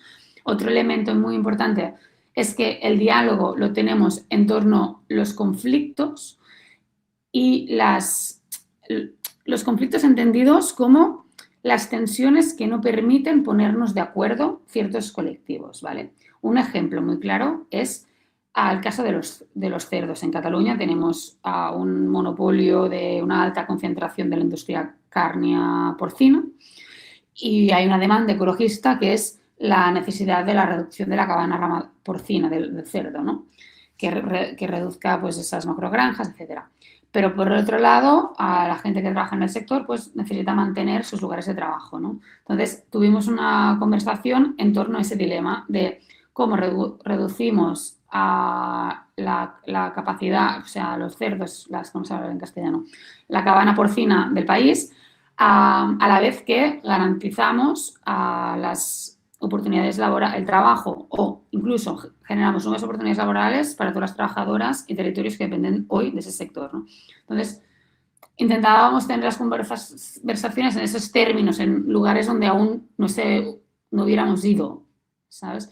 Y de ahí, pues, emergieron una serie de propuestas y todo eso digamos, se performaba, pesaba en asambleas que teníamos en los lugares de Cataluña donde pues, se vivía ese conflicto. El ejemplo que he dado antes, el ejemplo de los cerdos, pues lo hicimos pues, en Vic, que es una comarca, es la capital de la comarca que más cerdos de Cataluña, más macrogranjas y mataderos tiene, ¿no? Bueno, aquí os ponía un poco los otros pactos que teníamos. El Pacto para la Soberanía Alimentaria, ya os he contado un poco cómo ha ido, bueno, de qué iba, en cuanto os explicaba la metodología de los pactos. El Pacto para la Soberanía Alimentaria en concreto lo empezamos hace 1 año y medio. Hasta hoy han participado más de 100 organizaciones. Nos hemos sentado a hablar en una conversación que parecía imposible, pues organizaciones, digamos, de agricultores y de ganaderos que nunca se habían puesto a hablar en el nivel y en la profundidad y en la concreción que lo hicimos y que no se habían puesto a hablar en la propuesta, ¿no? Porque muchas veces ecologismo y ganadería nos encontramos, pero para ir en contra de algo, en contra de un macroproyecto, para defender el territorio de yo qué sé, pero nuestro reto es, vamos a construir esas alianzas desde la propuesta, desde la afirmación, ¿no? Y eso es un poco lo que hemos estado trabajando. Bueno, aquí os contaba la metodología, pero tal vez ahora no tiene mucho sentido que lo explique. Hemos hecho 5 asambleas pues, por toda Cataluña, abordando pues diferentes aspectos de la transformación del sistema alimentario. Aparte de eso, hemos hecho innumerables reuniones bilaterales con muchos otros colectivos y eso ahora ha cristalizado con 10 propuestas que aquí veis aquí como el titular, pero digamos que cada una de esas propuestas tiene 1 o 2 páginas o 3 donde las explica con mucho más detalle. Esas propuestas ahora justo estamos en el proceso de adhesión y lo vamos a presentar públicamente en un par de semanas, donde esperamos tener un cierto impacto en los medios de comunicación y a partir de aquí vamos a iniciar una campaña de incidencia política para lucharlos y de movilizaciones, etcétera. Y en paralelo hemos empezado un proceso en torno a la reconversión de la industria del turismo, que está ahora justo empezando, pero ya vamos a empezar con eso y tenemos pendiente hacer el pacto para la transición energética y para la transformación de la industria de Cataluña. Y un poco yo lo dejaría aquí. Muchas gracias.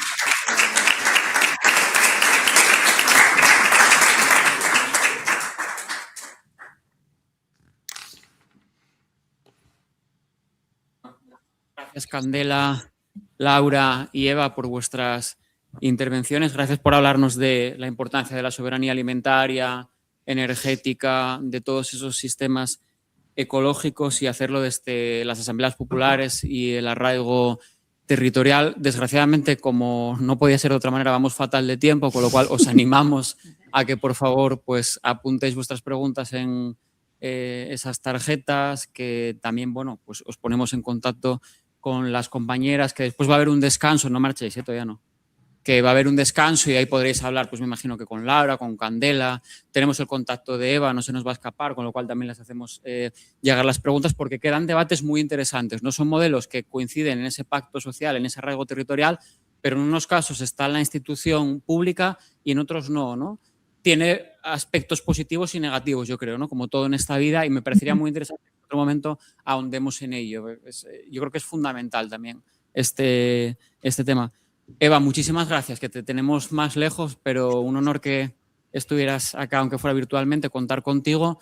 Gracias. Y vamos a continuar con otro bloque, con otro apartado que titulamos Infraestructuras públicas en entornos habitables. Como sabéis, son las infraestructuras las que crean la conciencia, no la conciencia la que crea las infraestructuras. Por tanto, si no hay infraestructuras públicas y si no hay infraestructuras del común, es muy difícil que la ciudadanía parte de la defensa de los servicios públicos y de los bienes comunes.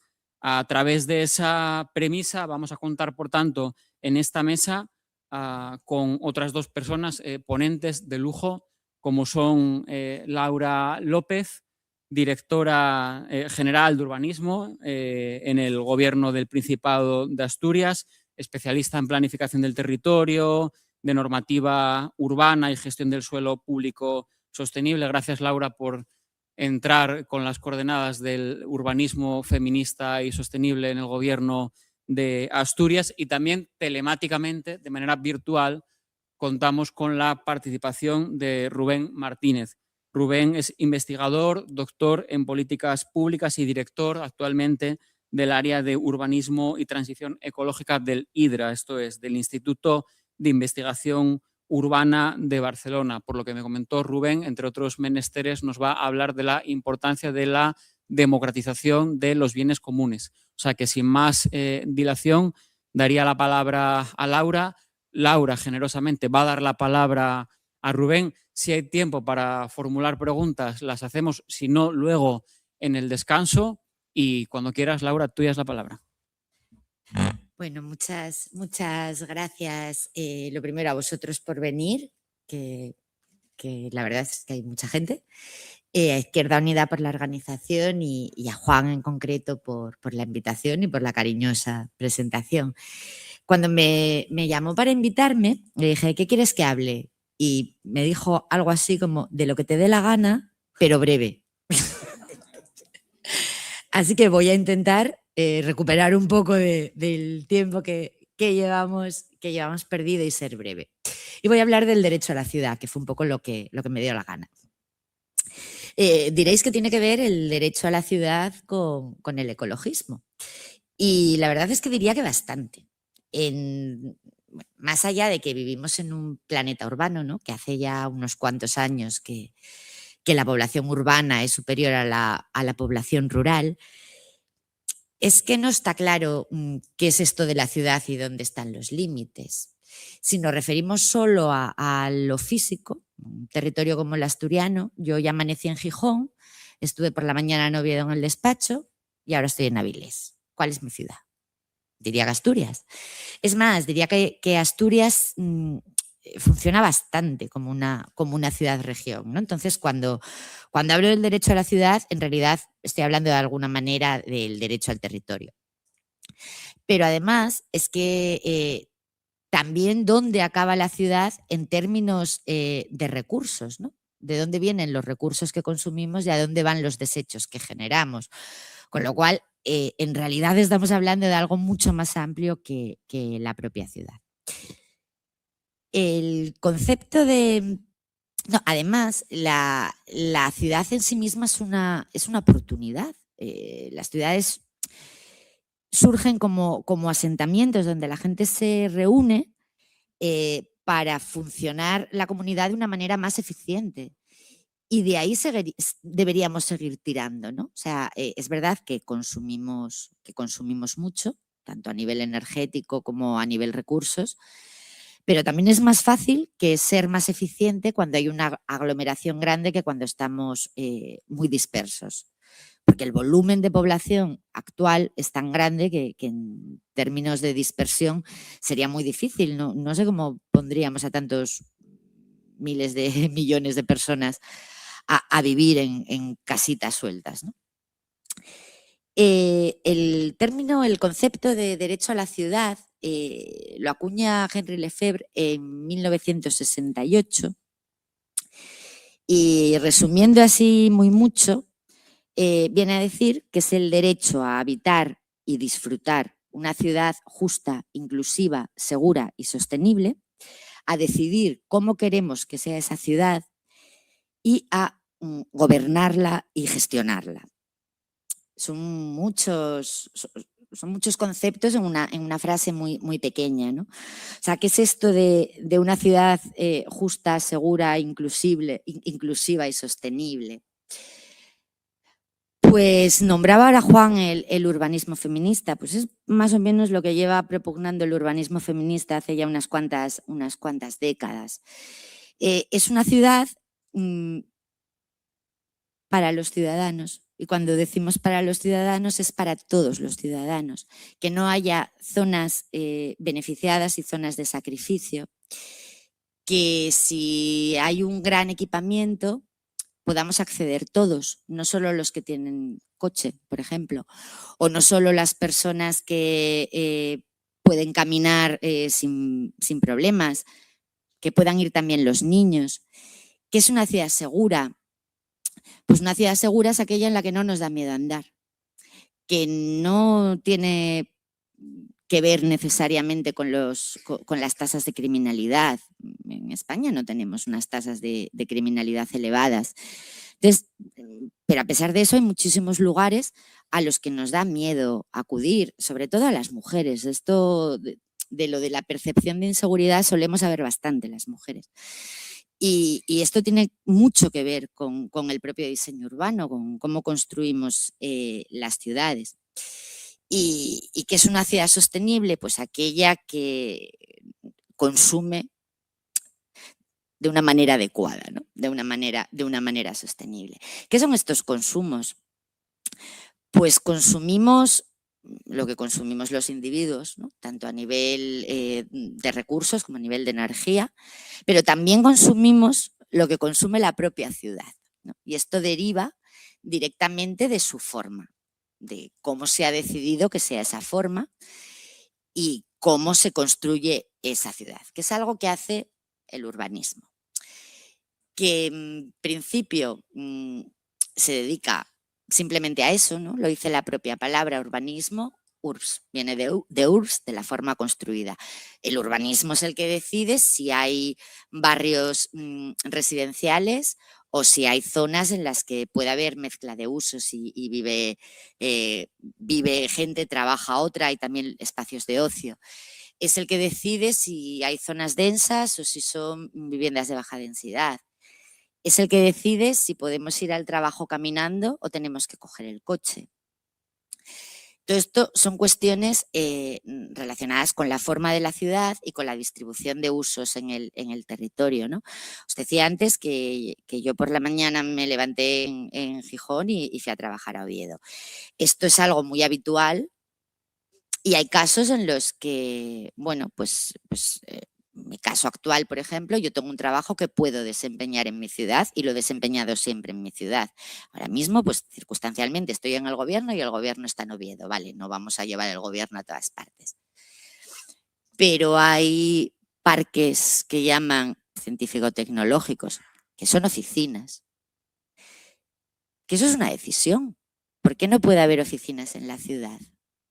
¿Qué significa que estén en otro lugar y tengamos que caminar? ¿Por qué se especializa la ciudad en unas zonas para residir, otras para vivir? Esto no siempre ha sido así. Esto es una herencia del movimiento moderno, de principios del siglo XX, es algo bastante reciente, tradicionalmente la ciudad mediterránea, ¿no? Lo que llamamos la ciudad mediterránea, aunque aquí estemos a orillas del Cantábrico y nuestra cultura sea más bien atlántica, en esto no, sí que nuestra ciudad es la llamada ciudad mediterránea, que viene de Grecia, que viene de Roma, que viene de Italia luego, ¿no? De esos modelos, de esas culturas clásicas.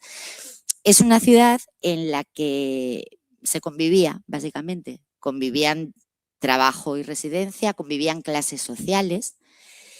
Siempre ha habido una mínima segregación, ¿no? Pero hasta hace no tanto, esa segregación se producía incluso en los propios edificios. Unas eran plantas nobles y otras no tan nobles, dejémoslo ahí.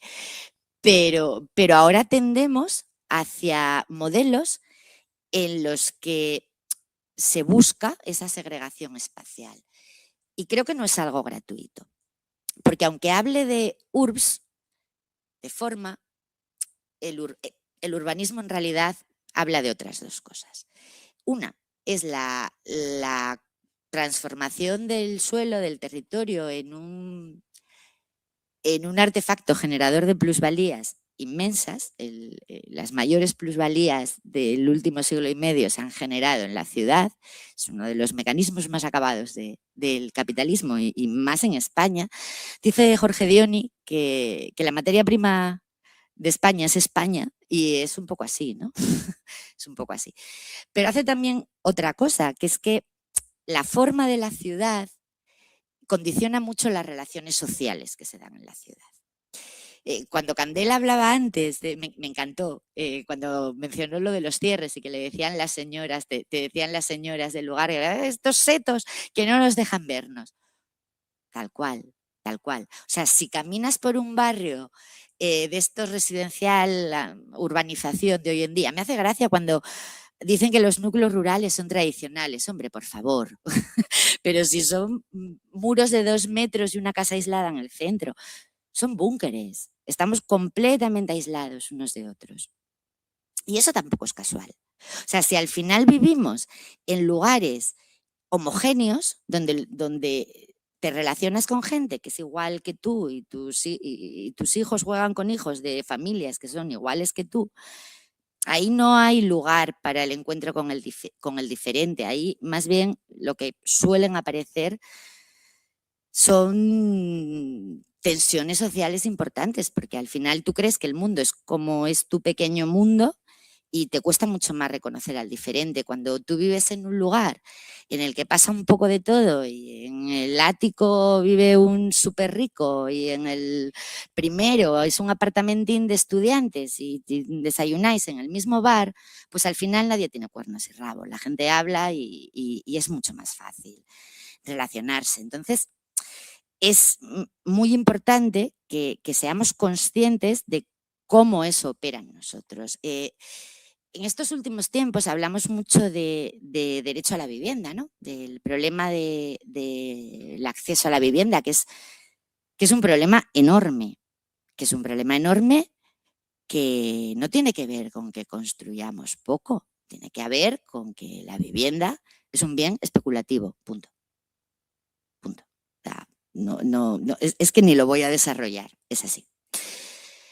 Que también se construye menos que en otras épocas, pero bueno, no ese es el problema. El nivel de transmisiones es alto, pero es que el 60% de las ventas de vivienda en Asturias se pagan a tocateja. ¿De qué estamos hablando?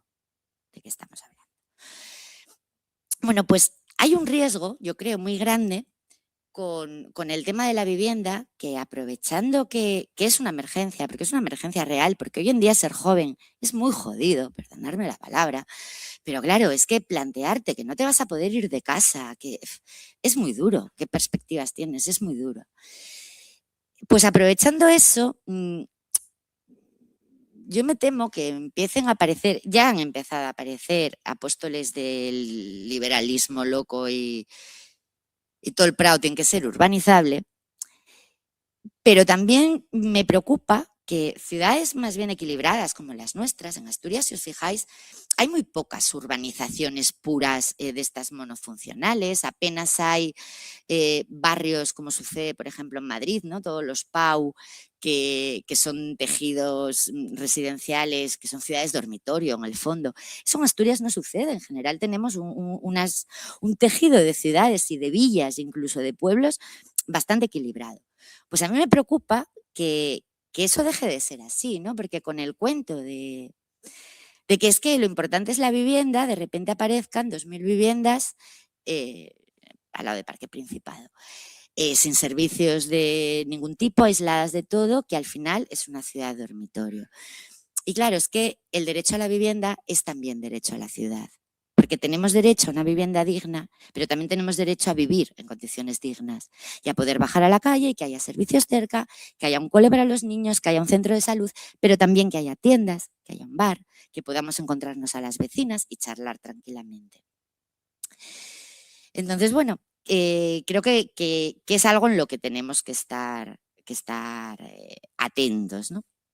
Y esto se liga un poco con la segunda de las cuestiones que decía Lefebvre, que es el derecho a decidir cómo queremos que sea la ciudad, que entronca muchísimo con lo que hablabais vosotras de participación. La participación es fundamental. Lo decía el otro día, os veo algunos que estabais el otro día en Oviedo, que nadie os diga que el urbanismo es una cosa técnica, es mentira, es política pura. O sea, técnicas son las herramientas que hay que utilizar porque hemos decidido que sea algo muy complejo para que lo entienda la menos gente posible. ¿Es así? 25 años me llevo dedicando a esto. No sé quién me va a contratar cuando deje el gobierno, pero bueno. Pero es que es así. Ya, lo sé. En fin, estoy en excedencia y mi jefe me conoce, me ha escuchado muchas barbaridades ya en la vida. Entonces tenéis que intentar participar siempre. Y participación real. Como decía antes Laura, con la escalera de la participación, lo que se hace con los documentos urbanísticos es mera información pública. Y está bien, es necesario, porque tiene que haber un momento en el que tú ya veas con el documento terminado qué pasa con tu parcela o con tu casa y que tengas derecho a alegar a eso. Está bien, pero no es suficiente, porque ahí el documento ya está hecho. O sea, necesitamos participar antes y decidir qué es lo que queremos para la ciudad. Aquí me vais a permitir que hable un poco de mi libro y esto lo hemos metido en la Loita como obligatorio. Metemos como obligatorios los procesos participativos previos antes de que se inicie el desarrollo del documento. No llegan a ser vinculantes, los llamamos semivinculantes, porque sí que el documento de conclusiones se tiene que incorporar como antecedente luego al documento urbanístico, y el documento urbanístico tiene que justificar cómo lo ha tenido en cuenta. O sea, no obligamos a que se tenga en cuenta todo lo que se ha dicho en el proceso participativo, pero sí a que digas, en caso de que no lo tengas en cuenta, por qué no lo has tenido en cuenta. Y también un poco para esto intentar dar voz a todo el mundo y que al final no sean las 4 personas que todos conocemos en cada pueblo, que son los que siempre participan, también prevemos que tengan que tener 4 tipos de agentes. Bueno, tienen que durar entre 1 y 6 meses, o sea, tienen que ser unos procesos largos en el tiempo. Y tiene que haber 4 tipos de agentes. Tiene que participar sociedad civil, tiene que participar agentes económicos, tiene que participar la administración, representantes de la administración y gente de la academia, de la investigación. Y con criterios de diversidad, ¿no? Buscando diversidad de edades, de titulaciones, paridad en la representación, etcétera. Esto todavía no está en marcha porque, bueno, esperemos que la ley esté aprobada en la Junta. Bueno, está aprobada primero en el Consejo de Gobierno a lo largo de este mes, luego en la Junta antes de que termine la legislatura. Pero como a caminar se aprende caminando, lo estamos aplicando en unos trabajos que estamos haciendo en el Bajo Nalón. hemos hecho un proceso participativo previo para el plan territorial del estuario del Nalón, que también, siendo una zona tan chiquitina, fueron 140, 150 personas, que está bastante bien. Y empieza la semana que viene otro para una estrategia del Bajo Nalón, que se incorpora también a Pravia. Esto ya son los 3 concejos, que esperamos que tengan el mismo éxito. Desde luego han salido muy bien y vamos a intentar incorporar en la medida de lo posible todo lo que la ciudadanía nos propusisteis. Y yo creo que no voy a daros más la chapa, porque el tercer punto es que tenemos derecho también a involucrarnos en cómo gestionar y cómo gobernar la propia ciudad y entre ellos pues sus infraestructuras y sus equipamientos. Y como creo que de eso os va a hablar Rubén, pues os dejo con Rubén.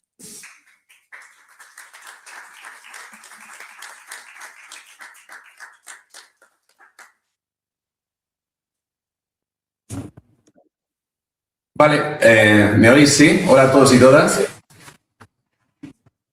¿Me oís bien?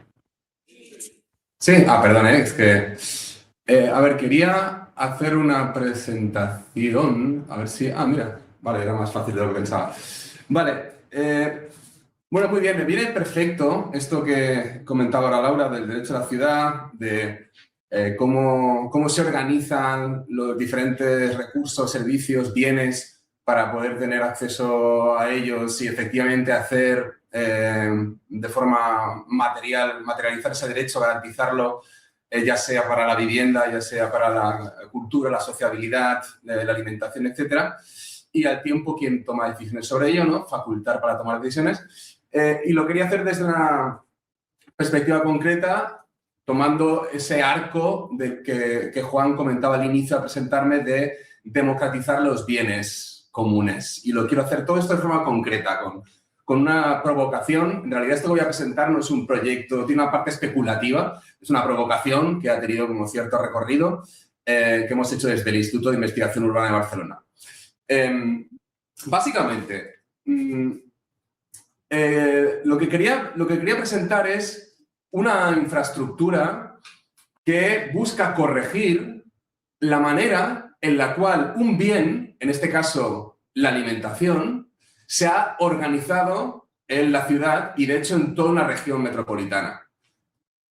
En IDRA, el Instituto de Investigación Urbana, pensamos que una manera de poder sincronizar las necesidades sociales frente a la crisis ecosocial, la manera de sincronizarlo es a través de una planificación pública en la cual las infraestructuras, ya sean energéticas, como en el caso de la energía renovable, pero también alimentarias, y evidentemente también habría de habitacionales, ¿no?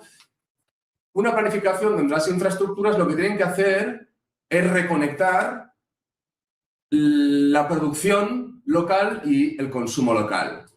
¿No? Infraestructuras que reconecten, en este caso, pues la producción local de alimentos y el consumo local de alimentos, ¿no? Es decir, esto no va a ocurrir de forma armoniosa o espontánea, ni por preferencias individuales.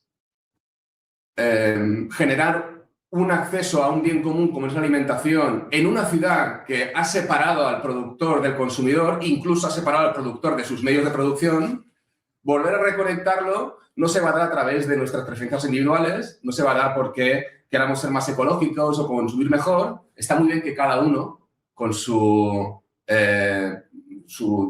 creo que un rango bastante bajo de capacidades para elegir, pueda elegir pues, cosas que sean buenas para la economía local, para el medio ambiente y para su salud, pero en realidad yo creo que estamos bastante más mediados por factores estructurales de lo que a veces pensamos, ¿no? Nuestro rango en realidad de decisión es bastante bajo. Entonces no podemos delegar para la democratización de los bienes comunes y para el acceso a esos bienes básicos en condiciones sociales y ecológicas deseables. No podemos delegar eso al consumo responsable o a las preferencias individuales o a esperar que haya una suma agregada de preferencias que nos conduzca a un mundo más deseable, básicamente porque eso no ha ocurrido históricamente jamás, ¿no? A través de la agregación de agencia individual no se ha conseguido nada, más bien ha sido a través de la agencia colectiva. Partimos de esta idea en IDRA una transición ecosocial que democratice los bienes no puede darse por suma de gestiones individuales o de agencia individual, ni siquiera de gestión colectiva, sino que necesita la fuerza de la planificación pública, ¿no?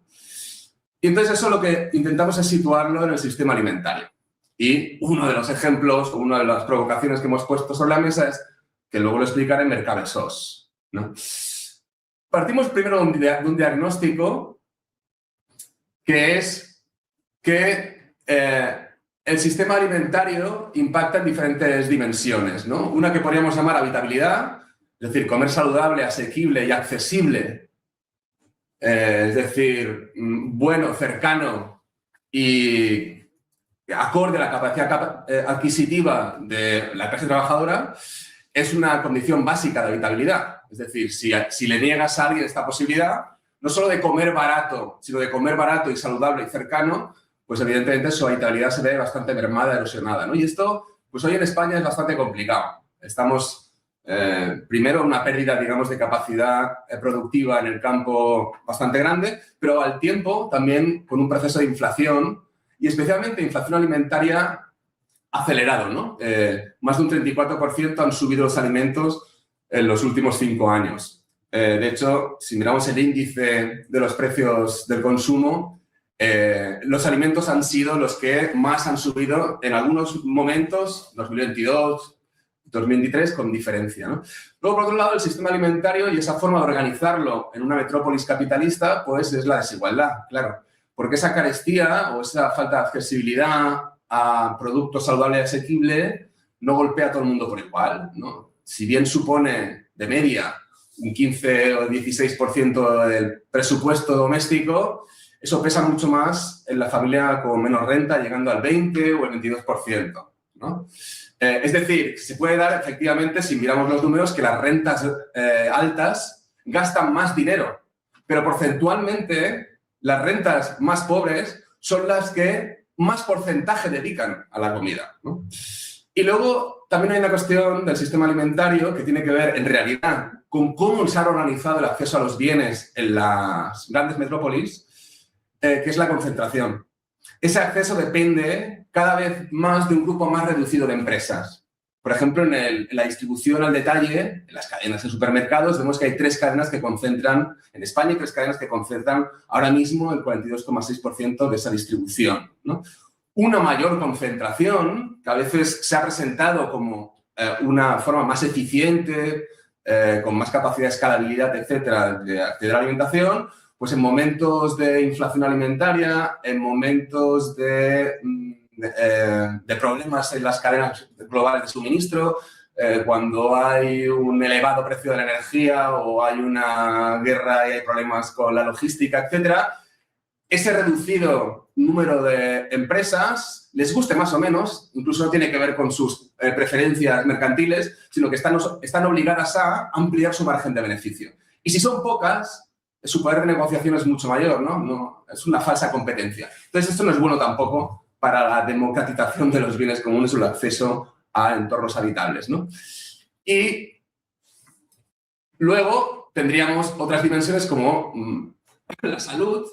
Esa factura termina pagándose en la salud, ¿no? Hay más de la mitad de la población adulta tiene un exceso de peso y una prevalencia que crece además en los hogares más pobres. Exceso de peso no tiene que ver con cuestiones estéticas, sino con problemas cardiovasculares y con problemas de salud.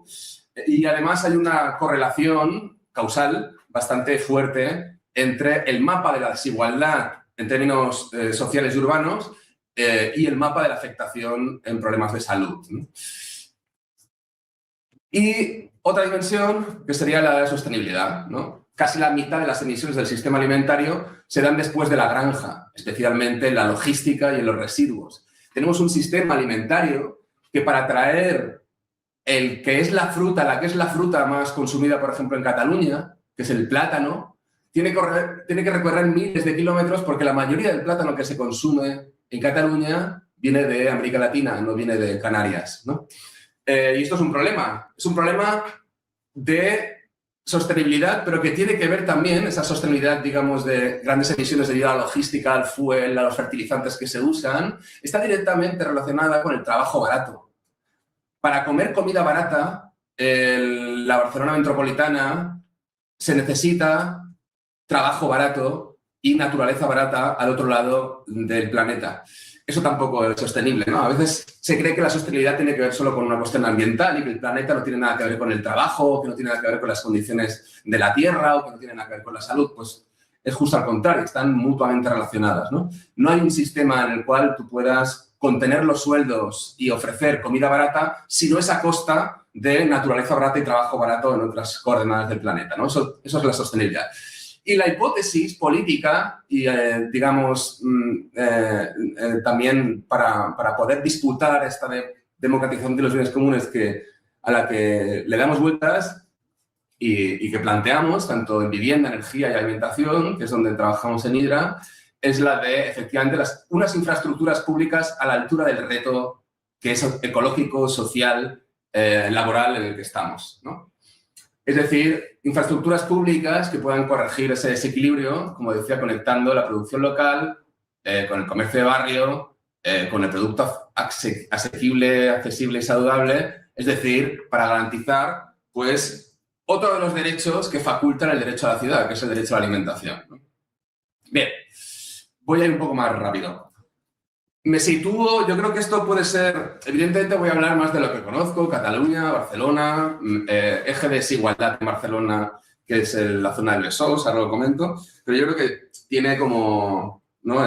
Funciona bastante como espejo y también como un argumento que creo que se puede debatir muchísimo más allá, o no estoy convencido que se puede debatir muchísimo más allá de Barcelona. Partimos de un diagnóstico. De hecho, si pensáramos en, por ejemplo, la ubicación estratégico-logística donde está Mercagalicia, sería muy parecido a esto que estoy enseñando ahora mismo, ¿eh? Partimos de un diagnóstico que es una concentración logística.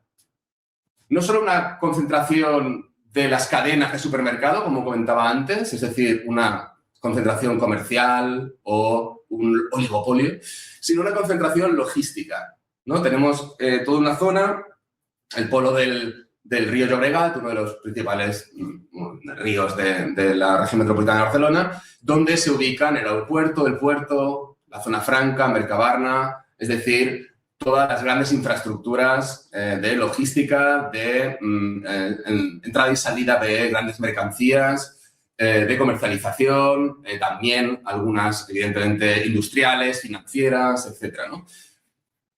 Aquí hay una cuestión interesante. Toda esta concentración logística es, digamos, un arreglo urbano, espacial, que se hace en un momento en el que, como todos y todas sabéis, se habla luego de la globalización, ¿no? Se hace un momento en el que hay una pérdida de especialización económica por parte de las ciudades industriales, una pérdida, ¿no?, total también de la economía primaria en este mismo territorio y se hace toda esta logística. Básicamente es una inversión titánica a nivel público para poder reorganizar los flujos de entrada y salida de mercancías y la propia especialización económica del territorio y también, evidentemente, las condiciones que va a haber, tanto sociales como laborales, de este lugar, ¿no? Todo esto es una gran planificación. Barcelona es seguramente uno de los ejemplos del sur de Europa más claros de esto. Tenemos grandes eventos que lo que hacen es atraer capital, también inversión europea, las Olimpiadas, el Fórum, bla, bla, bla, y se reconstruye absolutamente la ciudad. Pero esto es una inversión pública titánica, precisamente para una globalización también alimentaria que lo que hace es romper la conexión, como decía, con el derecho a la alimentación. De repente ya no, vamos que paulatinamente se rompe la capacidad de que una economía local dote de productos saludable y sostenible a una cesta de la compra que no se dispare. Esto también tiene que ver con un proceso alargado de globalización alimentaria. La promesa era la contraria, ¿no? Era una comida barata para las mayorías, ¿no? Pero hemos visto que debido a muchísimos problemas energéticos, laborales, ecológicos, esto se ha ido degradando. Digo, el diagnóstico parte de esa concentración como una promesa de eficiencia y de acceso de bienes para la mayoría, pero que se ha ido degradando. Y eso también ha dado con una concentración minorista. Hay una presencia fuerte de pequeño comercio, ¿no? Yo creo que eso en pocas zonas del Estado español no se cumple, pero con un peso cada vez mayor de los supermercados, pese a no ser, en términos porcentuales, las ventanas comerciales más numerosas, ¿no? Pero, por ejemplo, o sea, la región metropolitana de Barcelona, estoy hablando de 6 millones de personas, hay lo que se llama pantanos alimentarios. Un 89, casi un 90% de la población tiene lo que tiene más cerca es un supermercado, ¿no? Es ahí donde actúa también cómo se rompe ese acceso a un bien esencial, ¿no? Y vemos algunas contradicciones, como por ejemplo Mercabarna, infraestructura pública del sistema alimentario, ha tendido a ser funcional a la globalización alimentaria, ¿no? Cuando debería hacer lo contrario. Tenemos, como decía, la principal fruta que se come en Cataluña y en Barcelona es la banana, y 1 de cada 4 bananas pasan por Mercabarna. Pues no puede ser, ¿no?, que una infraestructura pública actúe ya no solo para no democratizar, sino para permitir el acaparamiento privado de un bien público o de un bien común, sino también para generar un sistema que social, laboralmente, ambientalmente es insostenible, ¿no? Voy a ir un poco más rápido. Entonces nos encontramos, como os decía, con pantanos alimentarios, es decir, zonas que están pobladas, están dominadas por ultraprocesados y por las cadenas de supermercados, una desconexión de la producción local y el pequeño comercio y una inflación alimentaria, ¿no? Esto es como un poco la tormenta perfecta. Hay problemas de asequibilidad, de accesibilidad, de sostenibilidad y que afectan a la economía local también. En la zona en la cual, que yo creo que seguramente podéis encontrar un espejo en Asturias, en la que desde el Instituto de Investigación Urbana hemos lanzado esta provocación de crear una nueva infraestructura que reconecte lo local con la producción local, con el consumo local, y que garantice el derecho a la alimentación sostenible, accesible y que sea buena también para la economía local. Esa zona es un corredor de 600.000 habitantes donde se encuentran los indicadores de mayor desigualdad, ¿no? Es, digamos, reúne varios municipios de extracción obrera, trabajadora, tanto en el periodo industrial como ahora mismo, ¿no? Son los lugares, como digo, donde se reúnen más indicadores de vulnerabilidad social, urbana, etc. Y, por ejemplo, la renta familiar es entre un 35 y un 45%, depende del municipio que hablemos de este eje, en el que hay más de medio millón de personas, es más baja, ¿no?, que el resto de la área metropolitana. Y aquí los pantanos alimentarios, los problemas de salud y el desequilibrio espacial, es decir, la falta de una oferta alimentaria accesible, sostenible y saludable, es mayor, ¿no? Básicamente, todo lo que he explicado antes en este eje se multiplica, se amplifica. Es decir, hay una tendencia que se da desde hace mucho tiempo en, digamos, grandes regiones de economías capitalistas avanzadas, donde el mapa de la desigualdad social y urbana es el que luego refleja el mapa de otras desigualdades como la alimentaria. O incluso también, veríamos también que esto ocurre con el mapa de la vulnerabilidad climática, ¿no? Es decir, por ejemplo, yo qué sé, edificios o oficinas o especialmente espacios privados que están refrigerados y los que no. Pues ahí también veríamos que la gente que no puede pagar una factura eléctrica en verano teniendo aire acondicionado es la que menos renta tiene, ¿no? Pues en la alimentación ocurre igual. Las desigualdades alimentarias se multiplican tanto de salud como de no poder comprar comida fresca o producto fresco, como de no tener un producto fresco y local cercano, como tener producto ecológico, pero que eso sea un oasis, porque el producto ecológico, debido a las condiciones de producción, etcétera, es mucho más caro. Todo eso se amplifica en las zonas más desiguales, ¿no? Como digo, nosotros lanzamos trabajando, bueno, como un think tank, que es abrir debates también, abrir cosas que no están sobre la mesa. Parece que la cuestión de la alimentación como bien común, como espacio de planificación pública, es un anatema. La vivienda más o menos está construido, luego hay que ver qué política se puede llevar a cabo o qué no, si de repente es más o menos reformista o toca, pues como comentaba antes Laura, ¿no?, en lo que es la vértebra central del problema del sistema de acceso a vivienda, que es de nuevo el acaparamiento, ¿no? Y la especulación.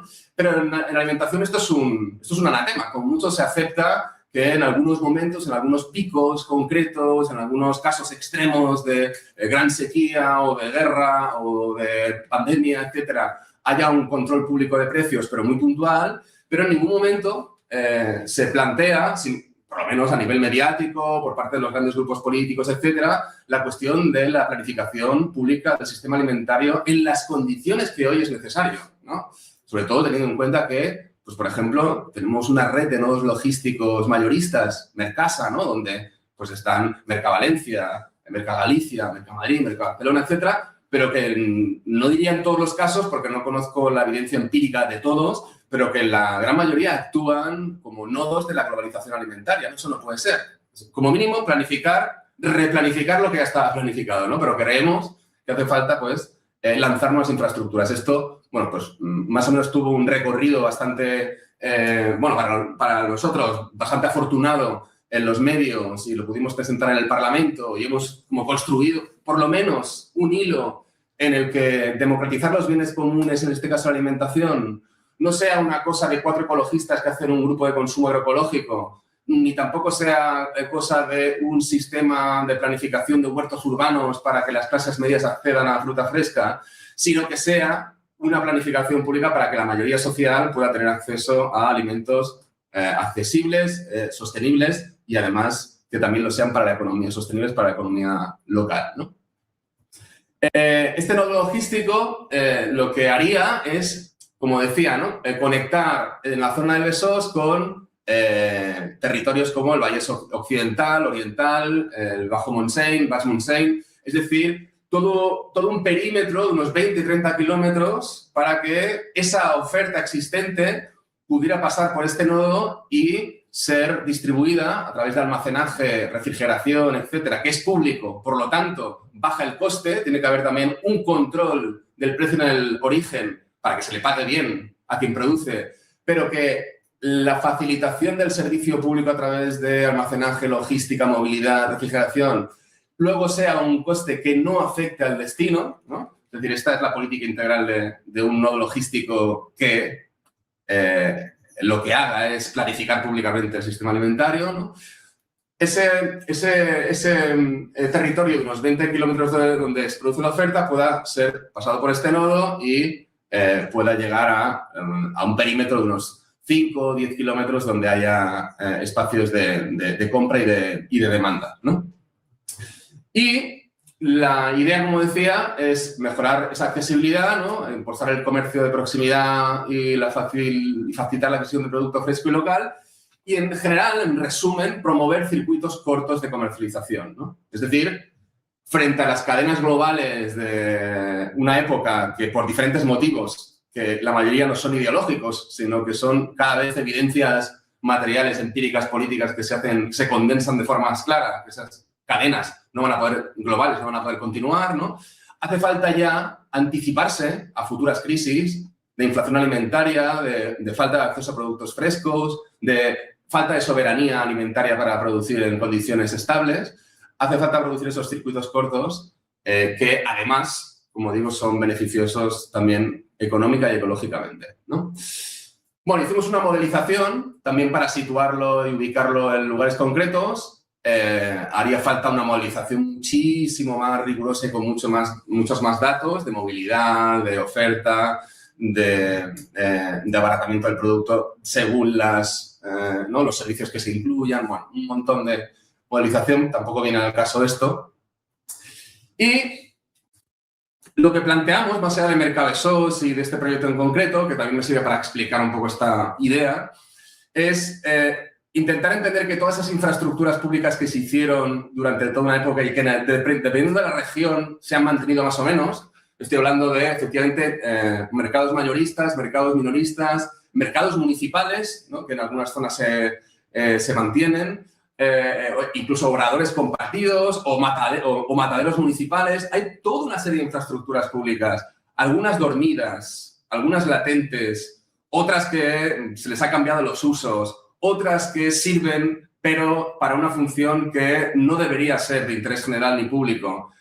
todas esas infraestructuras son útiles, pero sirvieron para un momento y ahora hay que rediseñarlas, actualizarlas, rediseñarlas y luego que hay que integrar en esas o en nuevas infraestructuras los desequilibrios y los retos que ahora mismo tenemos por delante, ¿no? Yo creo que esta idea, la de planificar el sistema alimentario para juntar la sostenibilidad económica, ecológica y social y al tiempo anticiparse a las crisis que todavía están por venir, ¿no? Ya hemos visto varias que impactan sobre el acceso a esos bienes esenciales, la alimentación, pero veremos muchas más, ¿no? Yo creo que esta doble función de actuar en la triple agenda de sostenibilidad social, ecológica y económica en el presente, pero anticiparse a lo que vendrá, son argumentos que deberían convencer a cualquier color político ahora mismo, ¿no? Y que este tipo de... Nosotros no creemos que cuando hablamos de infraestructura no estamos pensando solo en un elemento, en una infraestructura física, ¿no? En ese nodo logístico que almacena, refrigera, etcétera. Evidentemente, las infraestructuras tienen efectos sociales, urbanos, espaciales, de clase, múltiples, pero no son una solución por sí misma. Tiene que haber regulaciones de cómo operan esas infraestructuras, pues si no nos puede pasar la red Mercasa, ¿no? O con todos esos nodos logísticos que, pues, por ejemplo, no actúan como podría ser un buen ejemplo de este sistema alimentario de circuito corto, de producto local que se abarata gracias a los servicios públicos que se pone, pues Francia en algunos casos lo ha hecho muy bien, ¿no? Por ejemplo, está el Mercadist, ¿no? Los mercados de interés general, son política nacional estos mercados para una alimentación que sea de origen francés y para la mayoría social, en Montpellier, ¿no? El Mercadist en Montpellier que hace esta función, ¿no? Es decir, que ya existen este tipo de políticas, o en Nantes también se han hecho políticas de circuito corto, ¿no? Ya existen este tipo de políticas, algunas porque han visto que, ¿no? que la cosa es insostenible, como en la zona italiana, otras por una mezcla también de economía local y de chauvinismo, como en el caso francés. Pero bueno, en cualquier caso, sea por lo que fuera, lo ha hecho bien, ¿no? Yo creo que es un poco el camino por el que tenemos que ir. Vale, voy a ir acabando para no... bueno, de hecho, yo creo que lo puedo dejar aquí. Creo que lo puedo dejar aquí. No sé cuánto rato llevo, pero seguramente me he pasado. Y a partir de aquí, pues, espero que haya sido útil y cualquier pregunta, pues, aquí me quedo un buen rato.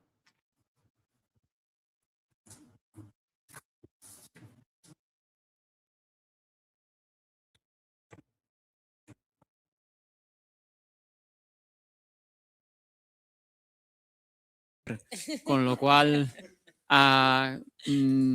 tenemos el pequeño momento de descanso, 15-20 minutos. Entonces, Yarina me dice que os traslade que hay dos opciones, así como, bueno, haced lo que queráis, pero no. Es decir, pisco labis aquí, gratuito, circular y sostenible, una cafetería, empresa local y social aquí al lado, y después retomamos como en torno a dentro de 20 minutos con el apartado de la juventud, de la mocedad y de punto final la crítica a las diversas formas de extractivismos con los compañeros y compañeras de Colombia y sorpresa añadida que es que tenemos una delegación cubana a través de la Dirección de Agenda 2030. Estamos en un apoyo, una colaboración con la provincia de La Habana para apoyar la estrategia de desarrollo sostenible. Entonces está mi homólogo de desarrollo local sostenible de la ciudad de La Habana, por aquí cerca, y el director del Jardín Nacional Botánico de La Habana, ¿de acuerdo? Entonces nos darán un saludo, espero, porque están por aquí cerca. Entonces, lo dicho, nos vemos por aquí cerca. Muchísimas gracias, Rubén. Y Laura.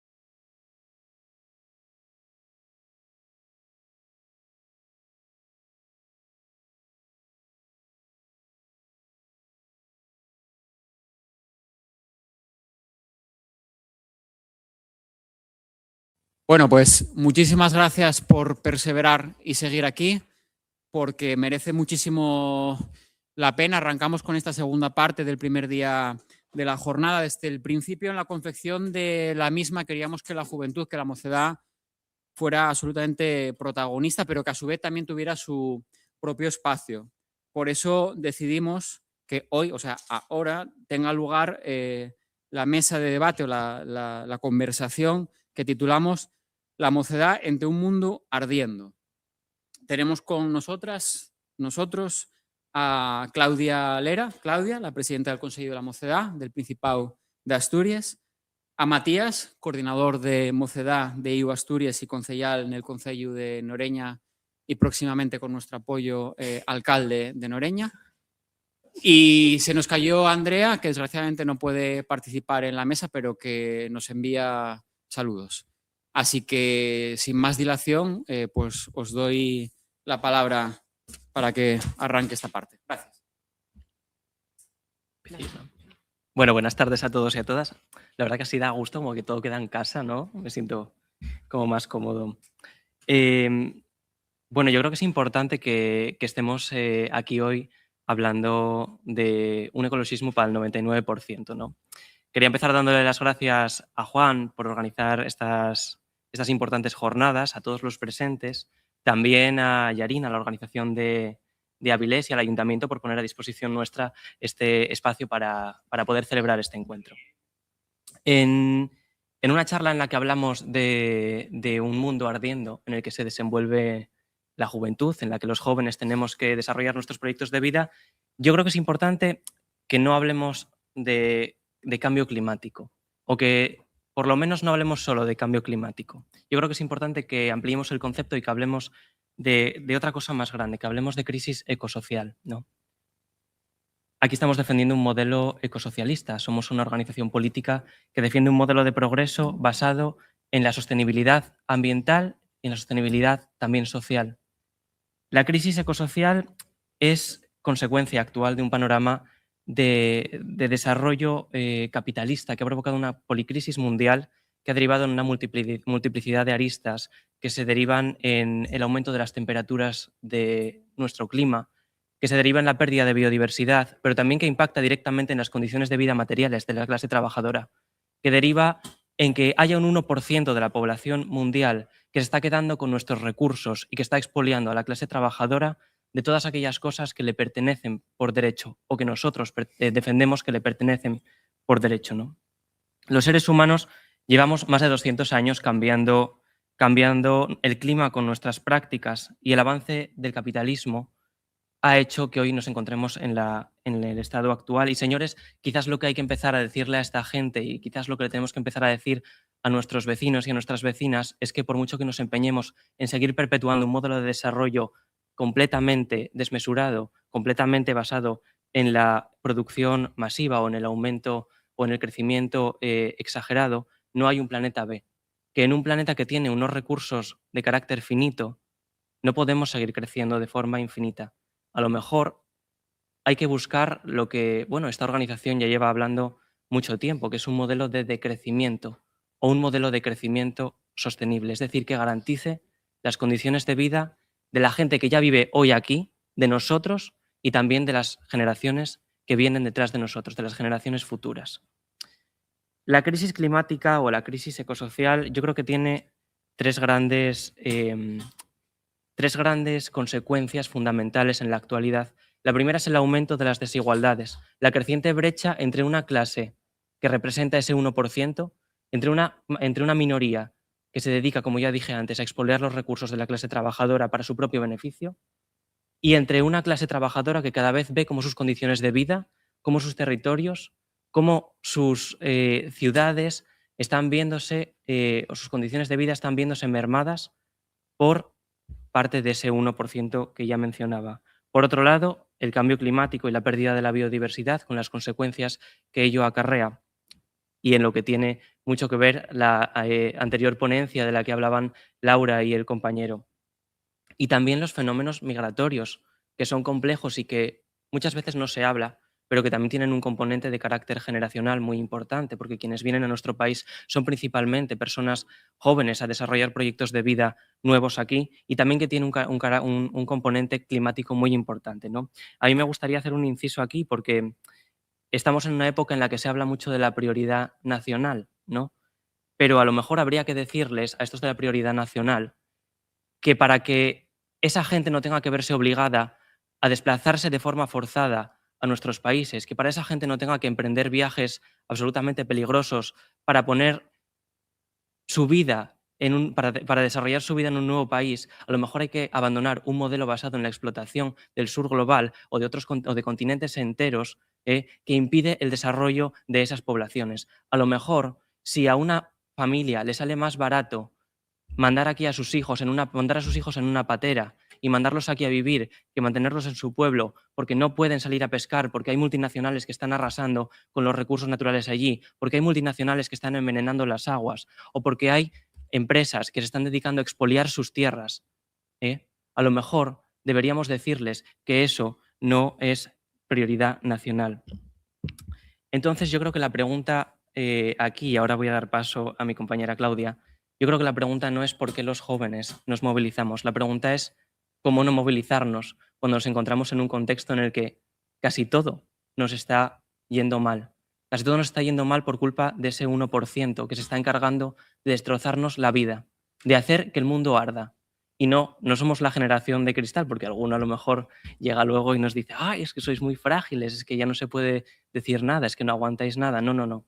No somos la generación de cristal, somos una generación a la que nos están rompiendo, una minoría privilegiada que no tiene derecho a hacerlo. Y como organización política, como organizaciones sociales, no podemos permitir que sigan haciendo esto. Entonces yo le voy a preguntar a mi compañera Claudia, y así le doy paso, ¿cómo ven desde la perspectiva de los consellos este contexto en el que el mundo arde y hacia dónde creen que debemos avanzar? Muchas gracias, Matías, y buenas tardes a todos y a todas. Muchas gracias también a la organización de la jornada por contar con la voz de la mocedad para estar aquí hoy. Y bueno, pues como decía Matías, nosotros creemos que la crisis climática va mucho más allá de un desafío ambiental, ¿no? Que pues, no deja de ser la punta del iceberg de un modelo económico y social que está llevando al mundo a límites y al planeta a límites extremos. Y además hay un problema que, como decía Matías, acelera y agrava muchos otros, que no nos podemos quedar solo en la cuestión climática, sino que hay un problema que lleva de la mano muchas otras cosas, como puede ser los conflictos por los recursos, los desplazamientos forzosos, la persecución a los defensores de la tierra, la crisis alimentaria o en un momento como estamos ahora viendo el auge belicista que está llevando el mundo, pues muchos de estos conflictos que están ahora estallando tienen mucho que ver con la tierra y quienes quieren sacar provecho de la tierra donde está viviendo un pueblo, ¿no? Entonces, bueno, pues nosotros siempre defendemos que no puede haber transición ecológica sin justicia social ni sin mirada interseccional, porque pues la edad, el género, el lugar en el que vives, el origen o tu situación económica, pues condicionan mucho la forma en la que vives la crisis climática. No hablamos solo de entre distintos países, sino que en una misma calle, en un mismo pueblo, no me afecta igual a mí la crisis climática y la crisis ecosocial que a la vecina de la puerta de enfrente, ¿no? Entonces, bueno, pues que todas estas cosas, como decía Matías, tiene que ser una mirada amplia, interseccional, no nos podemos quedar solo con esa punta del iceberg, sino que hay que ver todo lo que viene detrás. Y por eso, pues cuando hablamos de mocedad en un mundo ardiendo, no podemos hablar solo de las altas temperaturas o de que cada vez tengamos menos lluvia, sino que hay que hablar del mundo que estamos heredando las generaciones presentes, pero sobre todo el que estamos dejando en herencia a las generaciones futuras, ¿no? Y no pensando en futuro como de aquí a 100 años, sino en los próximos años, porque esto es una cuestión de presente y una cuestión urgente que hay que abordar ya entre todos y todas, incluyendo a este 1% de la población mundial que parece que no se quieren enterar de lo que está pasando en el mundo, ¿no? Y pues desde la mocedad yo creo que lo tenemos claro. Tenemos claro que esto es una cuestión urgente y los desafíos también que tenemos por delante como generación y como mocedad. Por eso pues siempre estamos ahí saliendo a la calle ante una injusticia o movilizando, formando parte de colectivos desde muy pequeños. Creemos que la crisis climática y el activismo climático y uno de los movimientos que más activa a la juventud, lo vimos con el movimiento de Fridays for Future cuando empezó, con adolescentes muy jóvenes de institutos, empezando a los 12 años a salir a la calle, a hacer acampadas, con el movimiento estudiantil, alzando la voz por la crisis climática, y entonces pues creo que llevamos mucho tiempo poniendo en la calle el debate público de qué está pasando con el mundo. Pero también creemos que esto no se puede quedar solo en salir a la calle, movilizar a la juventud a nivel más social, sino que también tenemos que poder tener oportunidad de estar la mocedad en los espacios en los que se tomen las decisiones políticas, porque pues creemos que tenemos la capacidad de decidir y no solo de observar o de asesorar, ¿no? Entonces, bueno, en esta materia sí que muchas veces como mocedad nos sentimos utilizados porque, bueno, pues queda muy bien que vayamos a un evento, que demos nuestras ideas o que salgamos en la foto para cubrir la tasa joven, pero luego realmente las ideas de la gente joven muchas veces cuesta que se tengan en cuenta, ¿no? Y solo poniendo a gente joven y con una gobernanza climática que ponga a la gente joven en el foco y en los meses de negociación, no solo en la parte observadora, pues ya cómo se puede garantizar que la voz de las personas jóvenes lleguen a las decisiones que de verdad luego cambien el rumbo social hacia el que vamos. Porque, bueno, pues somos la generación que más tiempo vamos a vivir las consecuencias de las decisiones que se están tomando ahora, también tenemos que tener voz en esas decisiones y no la tienen que tener por nosotros otras personas, ¿no? Entonces, bueno, en este sentido sí que desde el Consello y una de las labores que más hacemos, la de incidir en que dejen espacio a la gente joven en la crisis climática, pero en todas las esferas de la vida, porque al final, pues la mocedad, estamos en la calle, estamos en todos los lados. Entonces, bueno, pues que todos tenemos que tener espacios donde poder aportar y que la voz de la gente joven, no por ser más pequeños, no se tenga en cuenta. Entonces, Matías, te voy a preguntar, así tú que vienes como representante de la sección juvenil de Izquierda Unida, desde Izquierda Unida Mocedad, ¿qué papel crees tú que tiene que tener la mocedad dentro de una organización política como Izquierda Unida, por ejemplo? Ay, qué cerca, Alma. qué intimidante. Bueno, yo primero quería apuntar una cosa, porque claro que la gobernanza basada en la inclusión de la gente joven es importante en los espacios políticos, y esto no quiere decir que las personas más adultas tengan que ver amenazados sus espacios, ni que tengan que ver, ni que se sientan desplazadas de la toma de decisiones de los espacios, porque sé que en ocasiones se entiende así, y esto no va de eso, sino que va de que en la actualidad las personas jóvenes no estamos siendo tenidas en cuenta en la mayoría de los espacios de decisión. Yo soy concejal en un ayuntamiento y a veces me tengo que disfrazar de señor para que me tengan, para parecer un poco más serio, y porque si no dicen, ay, este chaval no tiene ni idea del tema que me está contando, incluso cuando en ocasiones pues tengo un nivel formativo mayor que el de algunas de las personas con las que me tengo que relacionar o controlo temas mejor que otras personas. Y eso yo creo que nos pasa un poco a todos, ¿no? Es una cuestión de conjugar nuestras ideas, de conjugar la experiencia de quienes han estado con nosotros siempre construyendo un proyecto, de construyendo ideas, y de renovar y refrescar esas ideas con los nuevos vientos que soplan en la actualidad, ¿no? Las organizaciones políticas pasa lo mismo, las secciones juveniles somos el laboratorio de ideas, somos el refresco de las ideas nuevas que tienen que empapar nuestros programas, que tienen que empapar nuestra forma de hacer política, nuestra forma de gobernar, nuestra forma de estar en las instituciones. Es una cuestión que tratamos muchas veces en nuestras reuniones internas, porque nos pasamos el día reclamando que se nos tenga en cuenta y que se nos escuche, y sé que hay gente que lo hace y sé que hay gente que nos tiene en cuenta, y por eso también estamos aquí hoy con un micro delante hablando para vosotros y para vosotras, ¿no? Y fíjate, decías una cosa que yo también creo que coincido contigo, y es que quizás las organizaciones políticas no seamos las estructuras más atractivas de entrada para las personas jóvenes, ¿no? Pero sí que lo son determinados movimientos sociales, lo son el feminismo, lo son los movimientos por la defensa del derecho a la vivienda, por los derechos de las personas LGTBIQA+, y lo son también los movimientos ecologistas, y de hecho estos últimos lo son principalmente. Antes de entrar aquí, Alma y yo leíamos un artículo que decía que el principal movimiento de entrada de las personas jóvenes a los espacios políticos era el movimiento ecologista, y yo coincido, ¿no? Yo me acuerdo cuando yo entré a militar en Izquierda Unida, fue precisamente por una cuestión de carácter ambiental en mi pueblo. El gobierno municipal había estado ocultando durante meses que pretendían instalar en un pueblo de 5 kilómetros cuadrados, es decir, al lado de institutos, de viviendas, de un centro de salud, de una residencia, pretendían instalar una planta experimental de pirólisis de plásticos. Y aquello movilizó a todo el pueblo. y fue Izquierda Unida la que abanderó esa lucha. Luego lo hizo también en Gijón y también se consiguió frenar allí. En mi municipio la conseguimos frenar, ¿no? Yo me acuerdo de la cara de nuestra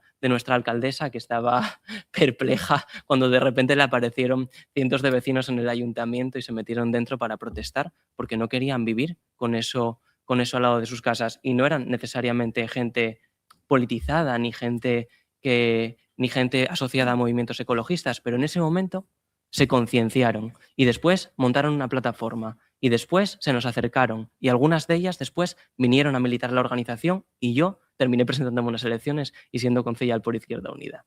Sé que aquí también hay otras personas que están asociadas, que vienen de los movimientos por la movilidad sostenible, como viene Dani.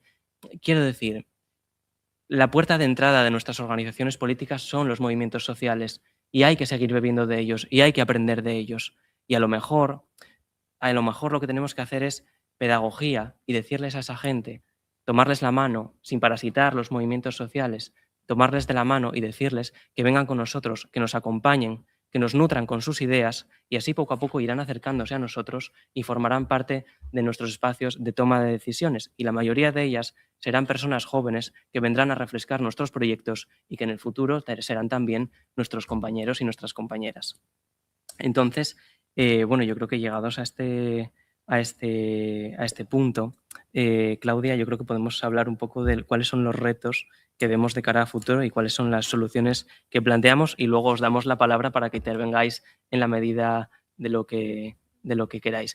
Por cierto, y también está por aquí Gabri, cuya una de las principales luchas en Candamo ha sido contra los parques eólicos, otra cuestión relacionada profundamente con la crisis psicosocial o con la lucha ecologista de nuestros pueblos, ¿no? Así que son muestras de que las personas jóvenes estamos completamente imbricadas con los movimientos ecologistas o con la lucha de la crisis ecosocial, y que es un foco importantísimo en el que nuestra formación política tiene que enfocarse para estar en contacto con la juventud y con la sociedad que hoy nos rodea. Pues pasando a los retos y soluciones, por desgracia, retos tenemos muchos por delante. Sí que nosotros creemos que, como no puede ser de otra forma, la educación y un reto y una solución a la vez. Creemos que hay que defender y abogar por una educación ambiental real, que no se quede solo en reciclar o en no contaminar, sino que sea una educación amplia, que aborde todo esto que estábamos hablando de la crisis ecosocial en todas las esferas a las que afecta, y que de esto se hable en todos los centros educativos, que parece que hay temas de los que no se puede hablar, pero se puede hablar de todo, ¿no? Entonces, una educación amplia y en la que se nos enseñe cómo funcionan los ecosistemas, pero también cómo funcionan las instituciones, cómo funciona la energía, la economía y la participación ciudadana, ¿no? Porque creemos que a través de la educación y la forma en la que se puede construir una infancia y una juventud crítica, que es lo que necesitamos para hacer de este mundo un lugar mejor, ¿no? Entonces, bueno, pues el primer reto y solución que desde el Consejo siempre defendemos, y la educación como elemento clave para construir un mundo mejor. Otro reto grande, ahora se habla mucho de la crisis climática, y esto tiene sus cosas buenas y sus cosas malas, ¿no? Porque echa la trampa que dicen. Tenemos ahora también como un problema bastante grande con lo que se llama el greenwashing, esta manera de usar términos en inglés, que pues las empresas son muy listas, entonces saben que ahora hablar de sostenibilidad vende mucho, y estamos viendo cómo está utilizando también la etiqueta de la sostenibilidad como un mecanismo de marketing, que a lo mejor pues una empresa produce un par de cosas que de forma sostenible y ya con eso camufla todas las malas prácticas que tiene detrás, ¿no? Entonces, bueno, también creemos que esto es un reto importante, cómo hacer frente a esto, a este maquillaje verde que hace que todo parezca muy sostenible y muy ecológico, pero luego nada que te pones a rascar un poco, te das cuenta de que están haciendo todo lo contrario, pero están encontrándoles maneras para engañarnos o intentar engañarnos a todas y a todos, ¿no?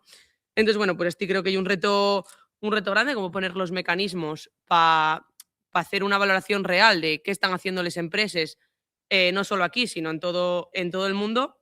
Y también luego pues que los espacios en los que se deberían de tomar decisiones políticas que tienen que ver con esto de la crisis climática, como son la COP, que cada año se realiza en un país del mundo, y el espacio en el que en teoría se van a tomar las decisiones que van a cambiar el ritmo de la materia climática, pues que no se puedan llevar a cabo en un país que es el principal el que crea principalmente todos los combustibles fósiles y patrocinada por una empresa petrolera, ¿no? Como que pues esta dicotomía de defendemos la lucha contra la crisis climática, pero a la vez seguimos siendo un mundo capitalista en el que importa más el dinero que cómo vivamos las personas, ¿no? Entonces, bueno, pues sí que creemos que hay un reto grande, cada vez está más presente esa sostenibilidad como marketing y que hay que hacer frente. Otro reto y solución también, pues como decía antes, es importante que la gente joven tengamos espacios de participación, entonces también nosotros queremos que haya más espacios y más programas de participación juvenil, como puede ser Generación Clima, que lleva un proyecto que todos los años lleva a 4 personas jóvenes dentro de la delegación española de la COP al principio, y ven simplemente como observadores y recogiendo las aportaciones de la juventud y el Consejo de la Juventud de España, ya en los 2 últimos años van también como parte negociadora, pudiendo formar parte de los medios de negociación con una formación previa y acompañando a la delegación en su totalidad y no solo simplemente estando por allí.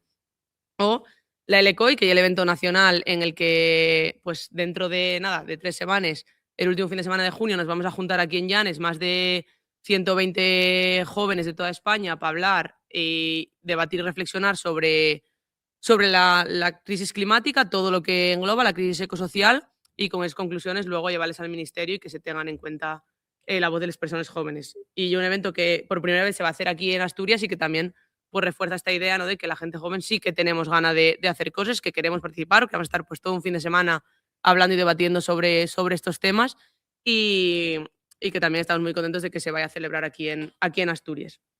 Y por último, pues como decía antes, otro reto, el auge belicista al que nos está llevando un par de personas de este mundo, ¿no? Creemos que, bueno, pues las guerras tienen muchas consecuencias y una parte muy importante tiene que ver con el planeta y todo el impacto que tiene a nivel personal y a nivel de ecosistema de la Tierra. Entonces, bueno, pues también la transición ecológica tiene que ir de la mano de la paz. Y nada, pues hablar de que acabar diciendo que la justicia climática, pues eso también, y hablar de paz, y que la transición ecológica consiste en decidir qué modelo de mundo queremos habitar, y que la gente joven tenemos muy claro que este mundo tiene que ser un mundo justo para todos y todas, feminista, decolonial, anticapitalista, y como no podía ser, no lo podíamos no mencionar en esta charla, ¿no?, con una Palestina libre también. Y...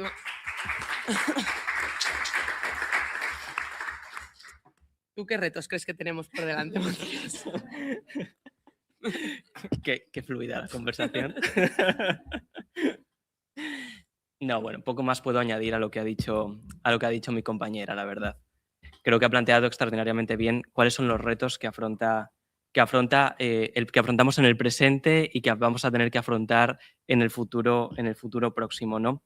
Además, yo creo que ya está muy manido esto de los retos, porque ya los conocemos desde hace décadas, nos lo llevan diciendo los científicos desde hace muchísimos años. O sea, esto es la pescadilla que se muerde la cola. Sabemos que hay que educar en los valores ambientales, sabemos que hay que hacer un proceso de reindustrialización verde, sabemos que tenemos que fomentar el emprendimiento estatal como motor de la transición ecosocial, sabemos que tenemos que generar un nuevo modelo de gobernanza que sea más sostenible, que sea más participativo, que escuche a la ciudadanía, que tenga en cuenta las vidas de nuestros vecinos y de nuestras vecinas. Así que yo simplemente quiero terminar pidiéndole a la gente joven que se movilicen por su futuro, que se organicen donde ellos quieran, en las asociaciones de vecinos, en las organizaciones políticas que ellos consideren, siempre para luchar por un mundo en el que todos podamos vivir mejor, en un contexto en el que la maldad se ha vuelto la forma de moda para hacer la política. Tenemos que hacer que la bondad vuelva a ser la forma más atractiva de mirar a nuestros ciudadanos desde las instituciones. Muchas gracias.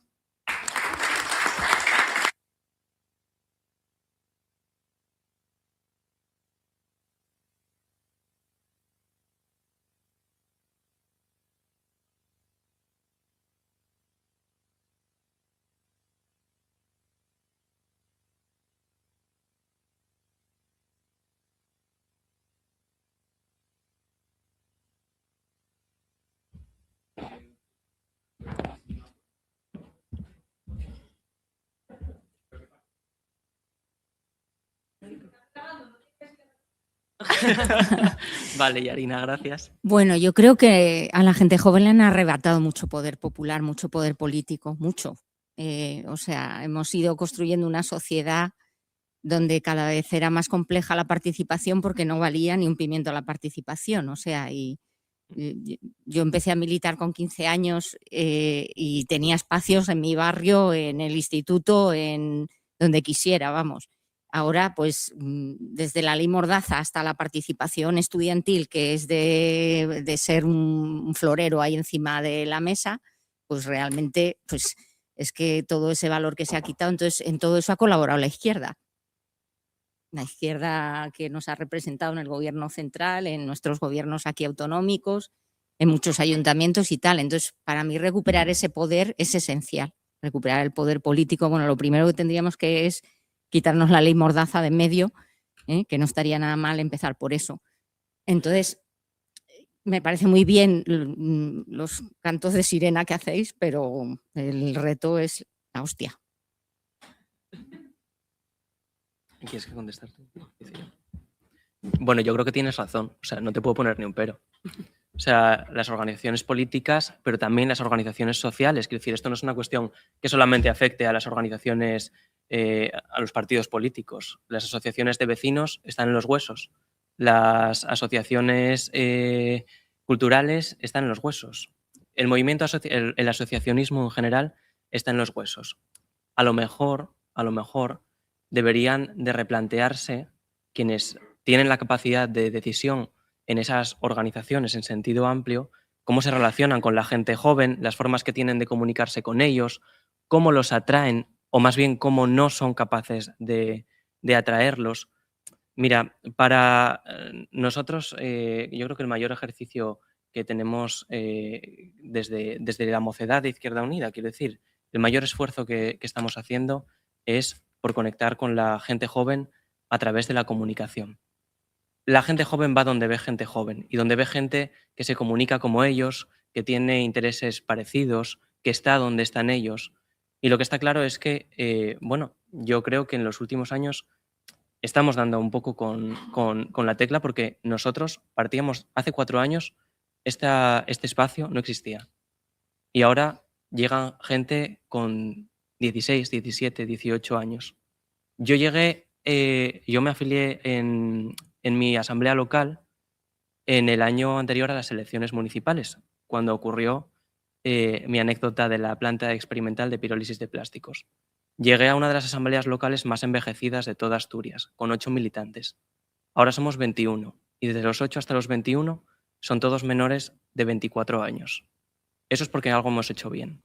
Eso es porque hemos estado donde ellos estaban, porque nos hemos sabido comunicar con ellos y porque cuando sabíamos que había un joven que tenía unos intereses similares a los nuestros, nosotros éramos los que nos acercábamos a él. Antiguamente probablemente era más sencillo que la gente joven se acercara de forma directa a las asociaciones o a las organizaciones políticas, porque era un contexto muy distinto, probablemente más ferviente, más politizado. Antes la gente, quien no estaba afiliado a un partido político, a una organización sindical o tal, pues era el raro. Ahora es a la inversa. Ahora cuesta decir con orgullo yo soy afiliado a Izquierda Unida o de donde seas. Tenemos que lograr que eso vuelva a ser un motivo de orgullo. Y para hacer eso lo que tenemos que hacer es ir a la gente joven. A la gente joven no hay que esperarla, hay que salir a buscarla. Lo que pasa es que estamos muy cómodos esperando encerrados en el despacho de la asociación de vecinos del barrio a ver si nos llueve algún joven que luego nos haga el trabajo de las redes sociales o que nos hable, si acaso, de algún tema de juventud para mandarlo a algún consejo o a alguna reunión. Y eso no es la participación juvenil. La participación juvenil es ir a una asamblea y tener la capacidad de decidir o de determinar la orientación política de las decisiones de esa asamblea. Cuando se quiere, se hace. Y cuando se hace, se puede. Y eso a mí me lo ha demostrado la experiencia. Lo que pasa es que hay que querer y hay que tener manos para poder hacerlo. Entonces, entiendo perfectamente, porque durante mucho tiempo hemos dado por hecho que los proyectos no se acaban, que siempre va a venir gente, porque damos por hecho, vuestra generación probablemente daba por hecho que los jóvenes de hoy iban a hacer lo mismo que vosotros, que iban a venir a Izquierda Unida a afiliarse, que iban a ir a cualquier organización, no solo a Izquierda Unida en este caso, que iban a venir a la sede a afiliarse a pedirte la ficha. Pues no, Fiu, ahora tienes que ir con la ficha y decir, madre, que es de izquierdas, Fiu, pues ven aquí, ven conmigo, tomamos un café. Y te prometo, por Dios, que funciona. Con mucho esfuerzo, pero funciona. No sé si quieres decir algo.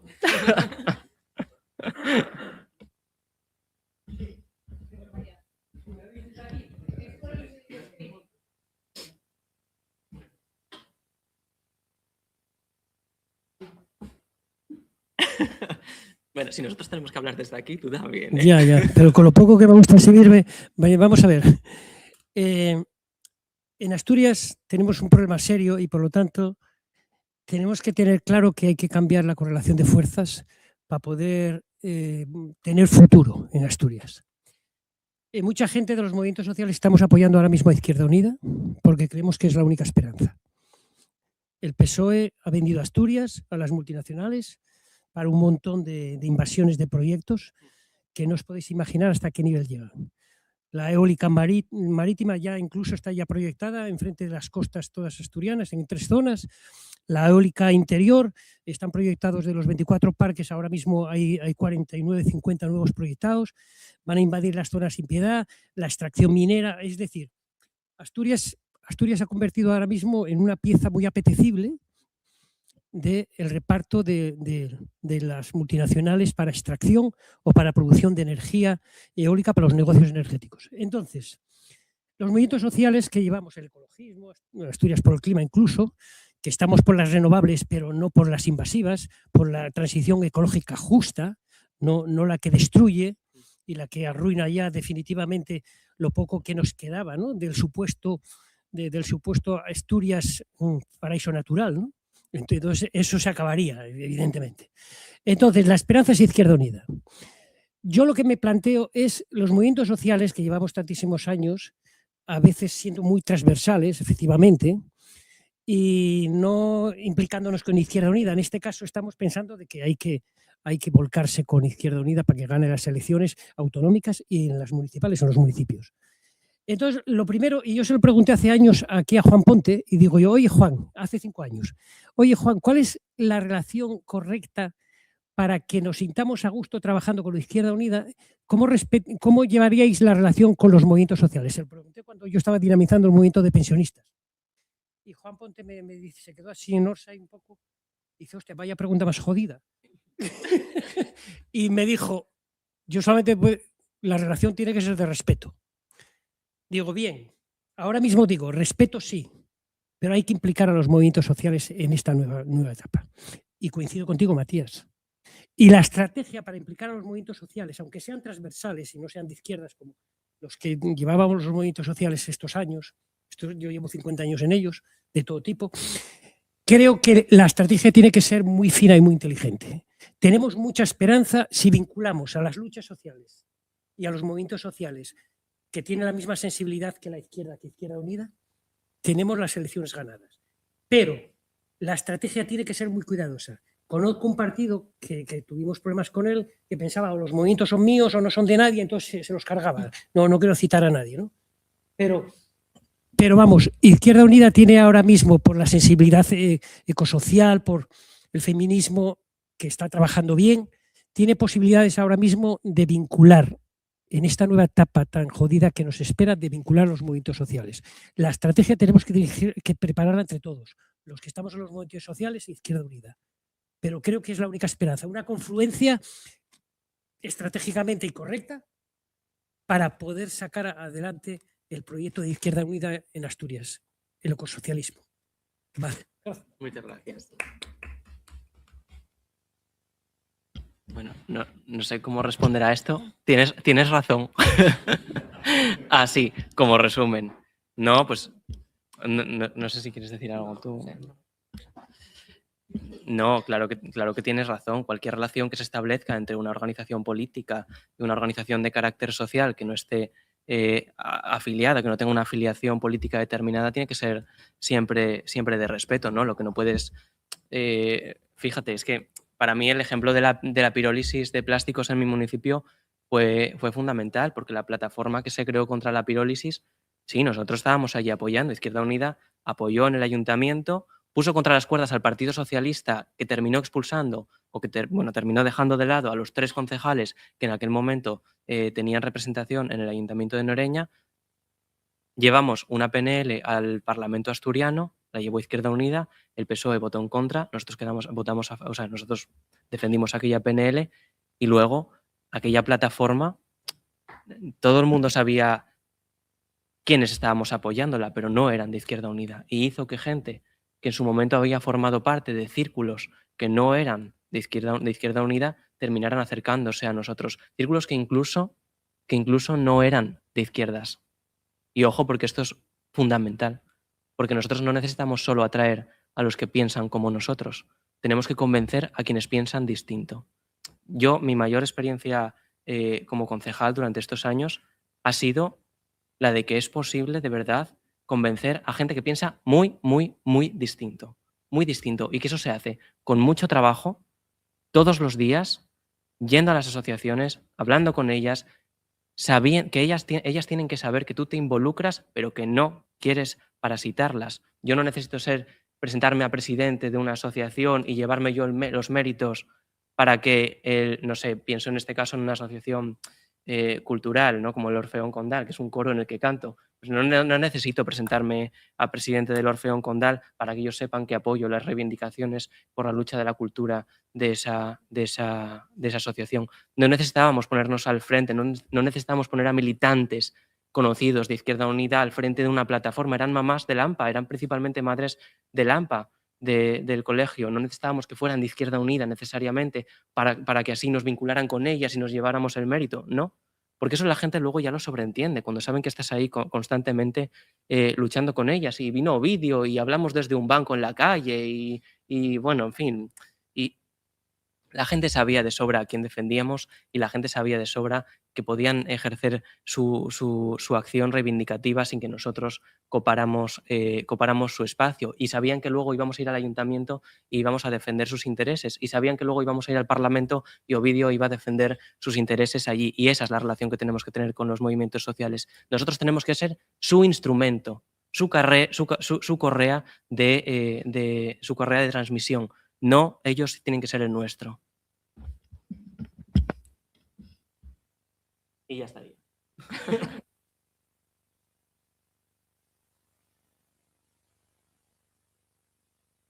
Nada, yo es pregunta muy rápida y directa. ¿Qué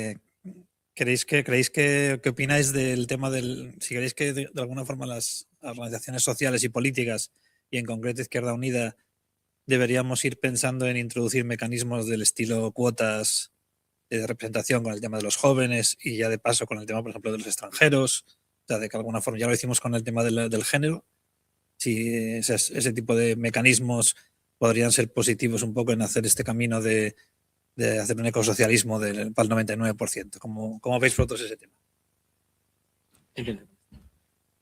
Sí, lo ideal sería que no necesitemos una cuota para que se valore a la gente, en este caso hablando de la gente joven, que creo que pues, hay muchos más factores, como decías tú, que se pueden incluir dentro de esto. El ideal sería que no tengamos que estar ahí porque tenemos una cuota y la tenemos que cumplir. Entonces, venga, tú que eres joven y nos vienes bien, te metemos aquí. El ideal es que se valore de verdad a la gente joven y que se crea firmemente que pueden estar ahí sin necesidad de cubrir un expediente y poner un tic de género, sí, joven sí, ¿no? Que a veces luego, muchas veces, pasa esto, que nos confiamos, entonces tenemos un joven, ya cumplimos la cuota, no vamos a tener 3 porque ya nos estamos pasando. Pues esta sería el ideal. La realidad es que no pasa, que cuesta que haya gente joven en estos espacios. Sí que es verdad que cada vez hay más personas jóvenes, pues lo vemos aquí en Asturias, ahora hay varios concejales y concejalas que son muy jóvenes, y sí que creemos que en los espacios políticos cada vez hay más gente joven. Entonces yo tengo ahí un poco de dilema con el tema de los cuotes, la verdad, no te lo voy a negar. Creo que sería positivo, pero a la vez que haz que nos confiemos y nos relajemos y no se valore realmente como la capacidad de, en este caso, las personas jóvenes. Yo, si no me equivoco, Quique, nuestros estatutos dicen que tenemos que tener un porcentaje de representación juvenil en las candidaturas. No sé si es un 30%. Si es suficiente o no, quizás no lo sé. Y opino como Claudia, que decir, esto es una cuestión de convencimiento, de que nuestra organización y todas en general tienen que ser conscientes de que la participación juvenil no es un pequeño paréntesis dentro de una candidatura o dentro de un espacio. No somos la figura bonita que poner en la foto o que poner en un cartel, sino que somos gente que tiene una perspectiva, no necesariamente, ojo, que también hay jóvenes rancios y fascistas, tampoco vamos aquí a idealizar la juventud, pero sí que tenemos en muchas ocasiones perspectivas distintas, vivencias distintas o actualizaciones de ideas que siempre han existido, pero con nuevos matices que vemos necesario incorporar, o simplemente las ganas y el empuje que da la juventud, que también hay gente mayor con muchísimo espíritu. Pero es verdad que por una cuestión casi biológica, nosotros tenemos una vitalidad o unas ganas o una paciencia que con el paso del tiempo se termina desgastando. Y eso también las organizaciones tienen que ser capaces de captarlo, porque es un valor, porque es una cuestión que tienen que tener en cuenta y ayuda. De hecho, existen estudios que demuestran que la presencia de gente, de personas jóvenes en las candidaturas optimiza los resultados electorales. También básicamente porque el voto joven es un voto que, aunque es minoritario y yo sé que no suele ser en términos electorales muy atractivo para los grandes partidos, sí que es fundamental para nuestro espacio político. Hace poco ha habido elecciones en Andalucía o en también en Extremadura o en Aragón, y aquellos partidos que habían renovado sus estructuras, que habían desarrollado un modelo de comunicación fresco, ágil, que habían sido capaces de conectar con la gente joven, han crecido exponencialmente en términos electorales. Lo hizo Adelante Andalucía. Francamente, no creo que lo hicieran porque fueran soberanistas. Yo creo que lo hicieron porque tenían un modelo de comunicación y un modo de hacer política que se llevó una gran parte del voto joven. Y incluso ellos, son capaces de decirlo. Voto que si no hubiera ido a ellos, hubiera ido a Vox. Es decir, no estamos hablando de jóvenes que son fascistas per se. Yo, francamente, soy de la idea de que los votantes de Vox no son siempre fascistas. Son gente descontenta, a la que no les hemos sabido responder en muchas ocasiones. Yo conozco gente que en las elecciones municipales mete la papeleta de Izquierda Unida porque saben que lo hacemos bien, porque saben que los vamos a representar bien, porque saben que estamos ahí representando sus intereses, y que luego en otras meten la papeleta de Vox. Y me lo enseñan así, me dicen, mira, yo voy a votar a Izquierda Unida en las municipales porque gracias a vosotros no tengo unos señores quemando plásticos al lado de mi casa. O porque fuisteis vosotros los que cuando tuve un problema me defendisteis en el ayuntamiento. No son gente que odia a los gays, que odia a las mujeres, que odian a los inmigrantes. Muchos no, lo sabrá que sí, pero muchos no. Muchos no. Muchos son gente a los que simplemente por una cuestión de castigar al sistema, de que los partidos tradicionales no hemos estado a la altura o no hemos sabido responderles, pues ahora dicen, pues ahora voy a votar a estos para joder al resto. Bueno, pues a lo mejor eso hay que empezar a replanteárselo. Y ya no me acuerdo por qué estaba diciendo esto, sinceramente. Buenas.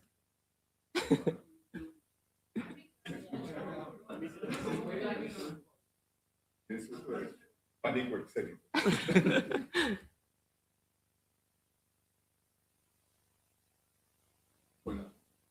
Hola. Se oye. Hola. ¿Estás escuchando? Bien. Muy buenas tardes para todos, o noches, yo no sé. Vengo de América Latina y entonces a veces el horario se nos cambia. A veces no, está cambiado. A veces tenemos sueño y no sabemos por qué, pero son todas esas cosas. Tomamos café toda la tarde para poder despertarnos. Nosotros pertenecemos al colectivo de refugiados, colombianos refugiados en Asturias. Ahora nos presentarán los compañeros. Sino que teniendo en cuenta la participación de los jóvenes en esta mesa, decirles que, por ejemplo, lo que está pasando en Colombia en este momento, sabemos la dificultad que tenemos pues, con un payaso que nos metió allí, que puede ser estilo Trump en Colombia, el opositor de nuestro Iván Cepeda. Entonces, Iván Cepeda viene de las juventudes comunistas. Entonces, en Colombia, por ahí va como la pregunta, ¿no? Allá están las JUCO, que son las juventudes comunistas, está la UJP, que son la Unión de Jóvenes Patriotas, de la Unión Patriótica, al cual pertenecí también desde niño, con un hermano que está en el exilio en Noruega, y aquí por ahí hay otra compañera que es de la Unión Patriótica. Entonces decirles que sí, allá en Colombia el Partido Verde tiene sus juventudes, la Unión Patriótica también, la JUCO, que es el Partido Comunista, y bueno, los campesinos a los cuales vengo a representar, los afros, los indígenas. Entonces se le da prioridad a los jóvenes. Se consulta a los adultos pues por la sabiduría, se les dicen sabios, los mayores y las mayoras, pero los jóvenes tienen un papel fundamental allá tenaz. Iván Cepeda, que va a ser el presidente de Colombia, porque es que no puede ser otra cosa. Iván Cepeda va a ser el presidente de Colombia, si no nos lleva el diablo, diría don Javier Orozco, y don Javier, nuestro amigo, nos lleva el diablo, y el diablo está arriba de nosotros, en el norte. Ese es el diablo, el que está incendiando lo que hablabas del incendio del planeta. Entonces allá, ese apoyo a la juventud ha permitido que nuestro próximo presidente venga de las juventudes comunistas. Era eso, no sé acá cómo funcionará los jóvenes en los partidos, sobre todo en los partidos alternativos y progresistas. Muchas gracias.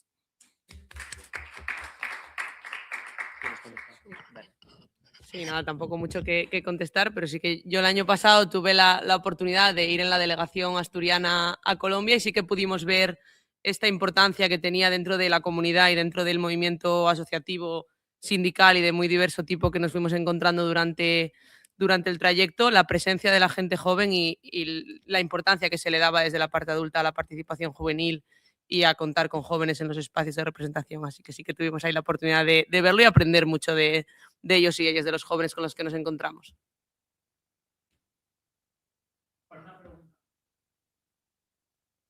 Solo pues voy a decir yo una cosa, pero voy a aprovechar que está la secretaria de organización. No, es bueno, o sea, lo que voy a decir es bueno, y es que dentro de toda nuestra estructura federal, de la estructura federal de Izquierda Unida, yo creo que somos una de las, y lo hablaba antes con Juan, Asturias es una de las únicas federaciones de Izquierda Unida que yo creo que tiene una sección juvenil que después de recomponerse está siendo capaz de crecer y de ampliar su suelo. O sea, y de comunicarnos de otra forma y de refrescar el mensaje de Izquierda Unida. Si tenéis Instagram tenéis que seguir a IUMocedad.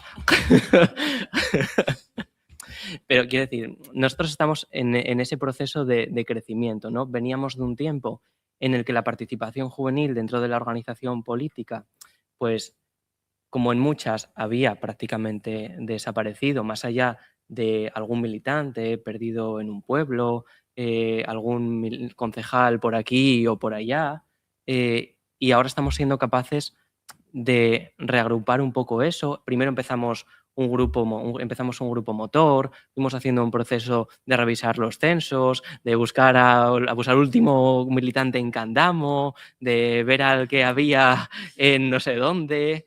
Y ahora pues ya hay pueblos, o sea, tenemos municipios que están siendo capaces de desarrollar actividad juvenil propia. Lo hace Gijón, lo hacemos en Noreña, que somos el municipio más pequeño de Asturias y que además sociológicamente muy conservador, o sea, en lugares donde es complicado, o sea, quiero decir que poderse se puede. Y dentro del panorama federal es verdad que Asturias es una excepción, probablemente junto a la Comunidad Valenciana, que también tiene una sección juvenil que está muy bien. Pero IUMocedad mola mucho.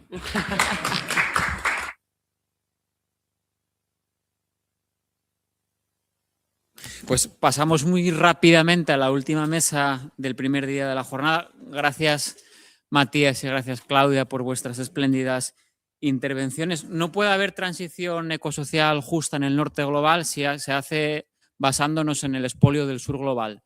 Y de esto va un poco también la última mesa, de crítica a los extractivismos, y tenemos el placer de contar con compañeras y compañeros colombianos, y para su presentación me va a ayudar el compañero Arjona, si así lo desea. aunque bueno, básicamente voy a ir introduciéndolo yo. Aprovecho para decir primero que nos traslada un saludo Fares, el alcalde de Recoleta, de la comuna santiaguina de Chile, que acabo de tener una reunión telemática con él y quería expresar el reconocimiento también por la celebración de estas jornadas. Entonces, como decía, titulamos a esta última mesa en la sesión de hoy Curiar la tierra, un galliu campesín contra el expolio. Y tendríamos entonces la compañía de Erika Cuellar, puede ser, y de Alfredo. Erika Cuellar, lideresa social colombiana. Si digo algo mal, me corriges, ¿vale? Responsable de la Secretaría Juvenil de la Asociación de Trabajadores de Educación del Cauca, Asociación Campesina, integrante de la Coordinación Política y Social Marcha Patriótica, puede ser. Especialista o defensora de los derechos humanos y ambientales en el territorio de Piamonte, Cauca. Yo también tuve la oportunidad de participar en la delegación asturiana en defensa de los derechos el año pasado junto a Claudia, Paco Ramos aquí presente también, etc. Y también nos acompaña Alfredo, de la Fundación Comité de Solidaridad con los presos políticos, activista y defensor de derechos humanos, integrante de la Fundación Comité de Solidaridad con los presos políticos, la primera ONG de derechos humanos constituida puede ser en Colombia, que se fundó en 1973.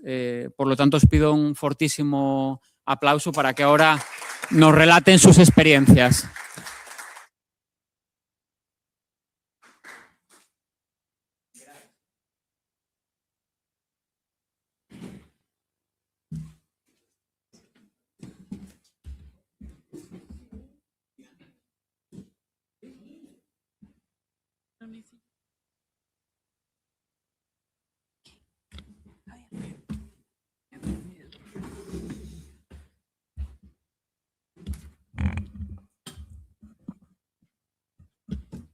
Bueno, pues esta transición no ecológica, sino de territorios, que ha iniciado Juan ahora, de Asturias para Colombia, iniciada también con quienes han dicho que ya estuvieron en Colombia, como Claudia, como Alma, que acaban de salir, ¿no? Ah, están ahí. Como el propio Juan, que es de otra transición de generación, ¿no? No tan joven como la anterior. Aún así, la diferencia sustancial en el mundo juvenil es que en Colombia hay mucha gente joven, ¿no? Esa es la esencia. Pero también en el reto que nos avanzaba ahora ligeramente Fabio, es decir, electoral, pues ha vuelto la juventud a salir a las calles esta semana. Están a tope, ¿no?, en la movilización para tratar de darle la vuelta a esta situación en que había 3 semanas, ya queda menos, ¿no?, para hasta el día 21. Los jóvenes siguen siendo protagonistas absolutos, como decía Claudia, que vio allá, ¿no? Pero en el mundo de la defensa de los territorios, pues también se ha esbozado por parte del presidente que hasta el 7 de agosto va a estar al frente del país. Colombia, potencia mundial de la vida, han organizado desde Colombia numerosos encuentros, ¿no?, para el mundo mundial, no solamente para Colombia, para defender el planeta. Ha tenido una posición muy avanzada, con todas las contradicciones, sin que se haya producido en esos 4 años o 3 y pico la transición que se esperaba, ¿no?, en todos los sectores, incluido esa enorme cantidad de millones de toneladas de carbón que han llegado al puerto de Musel, ¿no?, procedentes de Colombia. Pero bueno, todo eso va cambiando y propuestas nuevas las hay. Ahora, la defensa particular o la presentación que yo tendría que hacer aquí improvisadamente es que, como sabéis, existe un programa asturiano de derechos humanos que acoge a personas que esencialmente son atacadas, han sufrido atentados, amenazas, ellos y sus familias, por defender los territorios y por defender en muchas ocasiones el medio ambiente, el ambiente entero, lo que hay en sus territorios. Y de eso seguramente van a hablar Erika y Alfredo, porque lo están padeciendo, lo están defendiendo y son líderes sociales que que son esenciales para construir democracia allá y acá. Entonces Asturias presume de tener un programa, 26 años seguidos, 22 visitas a los territorios, y es momento también para recordar, junto a las personas que están aquí, Mengi, Juan Camilo, Beatriz, Lisette, ¿me dejo algunas? No. Fabio, que ya le vieron. Incluso el coordinador que está llegando de Bilbao, porque acaba de hacerse allí un encuentro muy importante de cómo proteger a la gente en Europa, con algunas dificultades que no es el caso ahora de explicar. Por ejemplo, Sáhara, por ejemplo, Palestina, ¿no? En Europa sí que se protege a esas personas defensoras. Bueno, el programa asturiano es solo con Colombia y es obligatorio mencionar aquí siempre, ¿no?, que 2 de esas personas que estuvieron protegidas aquí por defender los derechos, en ese caso sindicalistas, fueron asesinados a su regreso, ¿no? Luciano Romero y Henry Ramírez. Por eso el colectivo siempre lleva el nombre de Luciano Romero Molina, aunque muchos y muchas no lo hubieran conocido en vida, pero aquí su memoria sigue defendiéndose. Ya lo dijo Juan, no lo repito, de dónde vienen Erika y Alfredo, y ellas van a contar. Buenos días, buenas tardes, noches. Sí, para todos. Bueno, mi nombre es Erika Cuellar, vengo de Piamonte, Cauca, colombiana. En eso represento una organización campesina. A nivel nacional tiene diferentes seccionales en diferentes departamentos de Colombia, las cuales nos factorizamos mucho en la defensa del medio ambiente, ya que pues en el territorio piamonense tenemos, en este momento cuenta con 4 petroleras que están haciendo exploración y extracción. Entre ellas hay 2 canadienses, que es Gran Tierra y Geopari, y tenemos a una chilena. También tenemos a una colombiana que se llama Ecopetrol. Ellos en ese momento pues generan regalías que no se ejecutan en el territorio. Es un territorio muy maltratado por la violencia. Tiene muchos grupos al margen de la ley, que los cuales pues en su colaboración protegen esas petroleras, las cuales se les da derramamiento de crudo en el río, que es el río que consumen la gente allá en el territorio, porque pues allá no hay fuentes hídricas naturales que puedan decir, no, aquí sacan el acueducto y no, sino que son los que debemos hacer consumo del río o de exploraciones que hace la minería. En contexto con las petroleras ahorita pues estaban en la zona alta de Piamonte.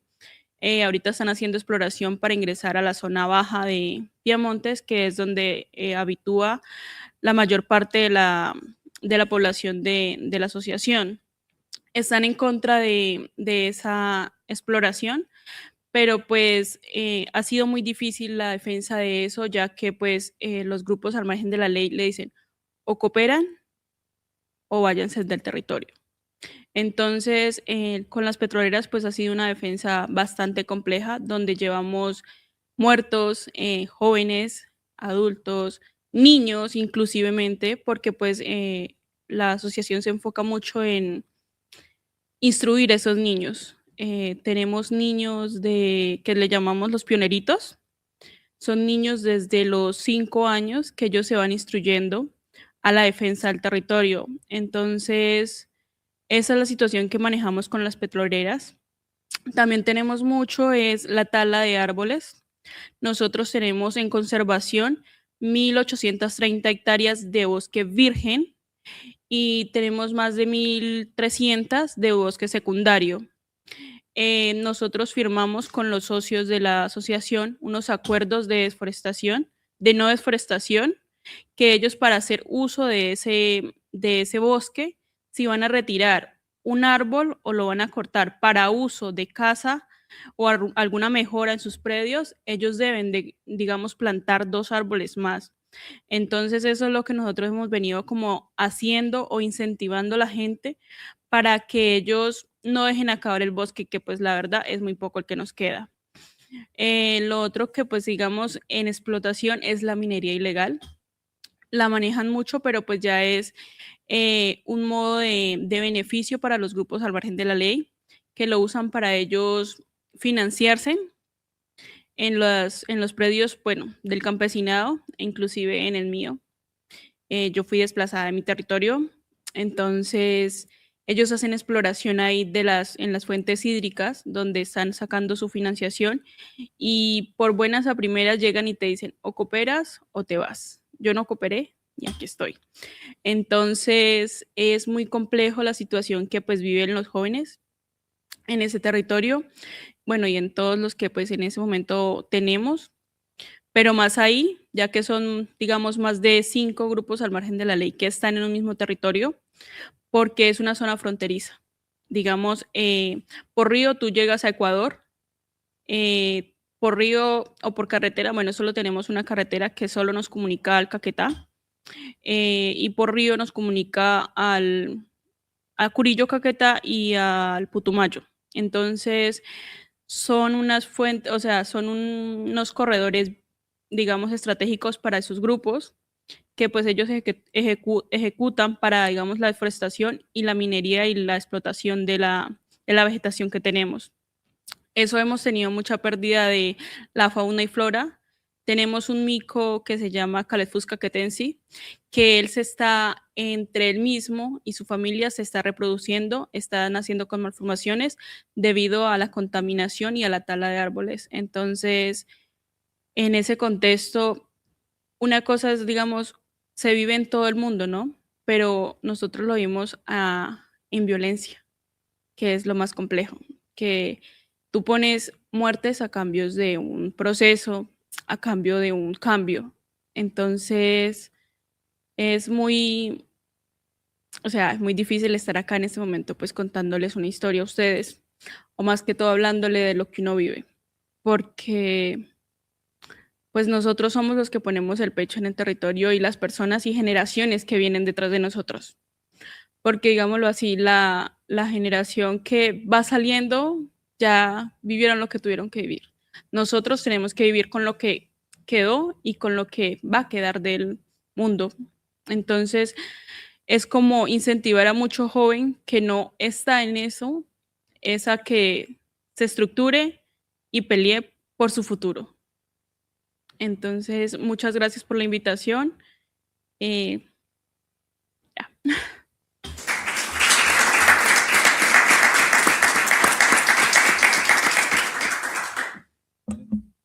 Bueno, me tocó a mí. Mi nombre es Luis Alfredo Aguilar, líder campesino, defensor de derechos humanos. Pertenezco a la fundación del Comité de Solidaridad con Presos Políticos y hoy vengo acá a contarles desde mi experiencia en el territorio lo que a diario vivimos nosotros allá en el territorio.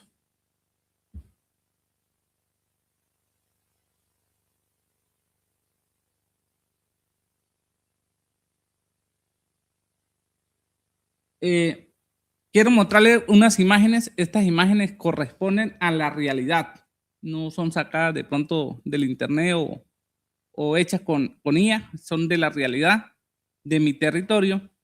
Y en mi territorio existen 3 clases de minería.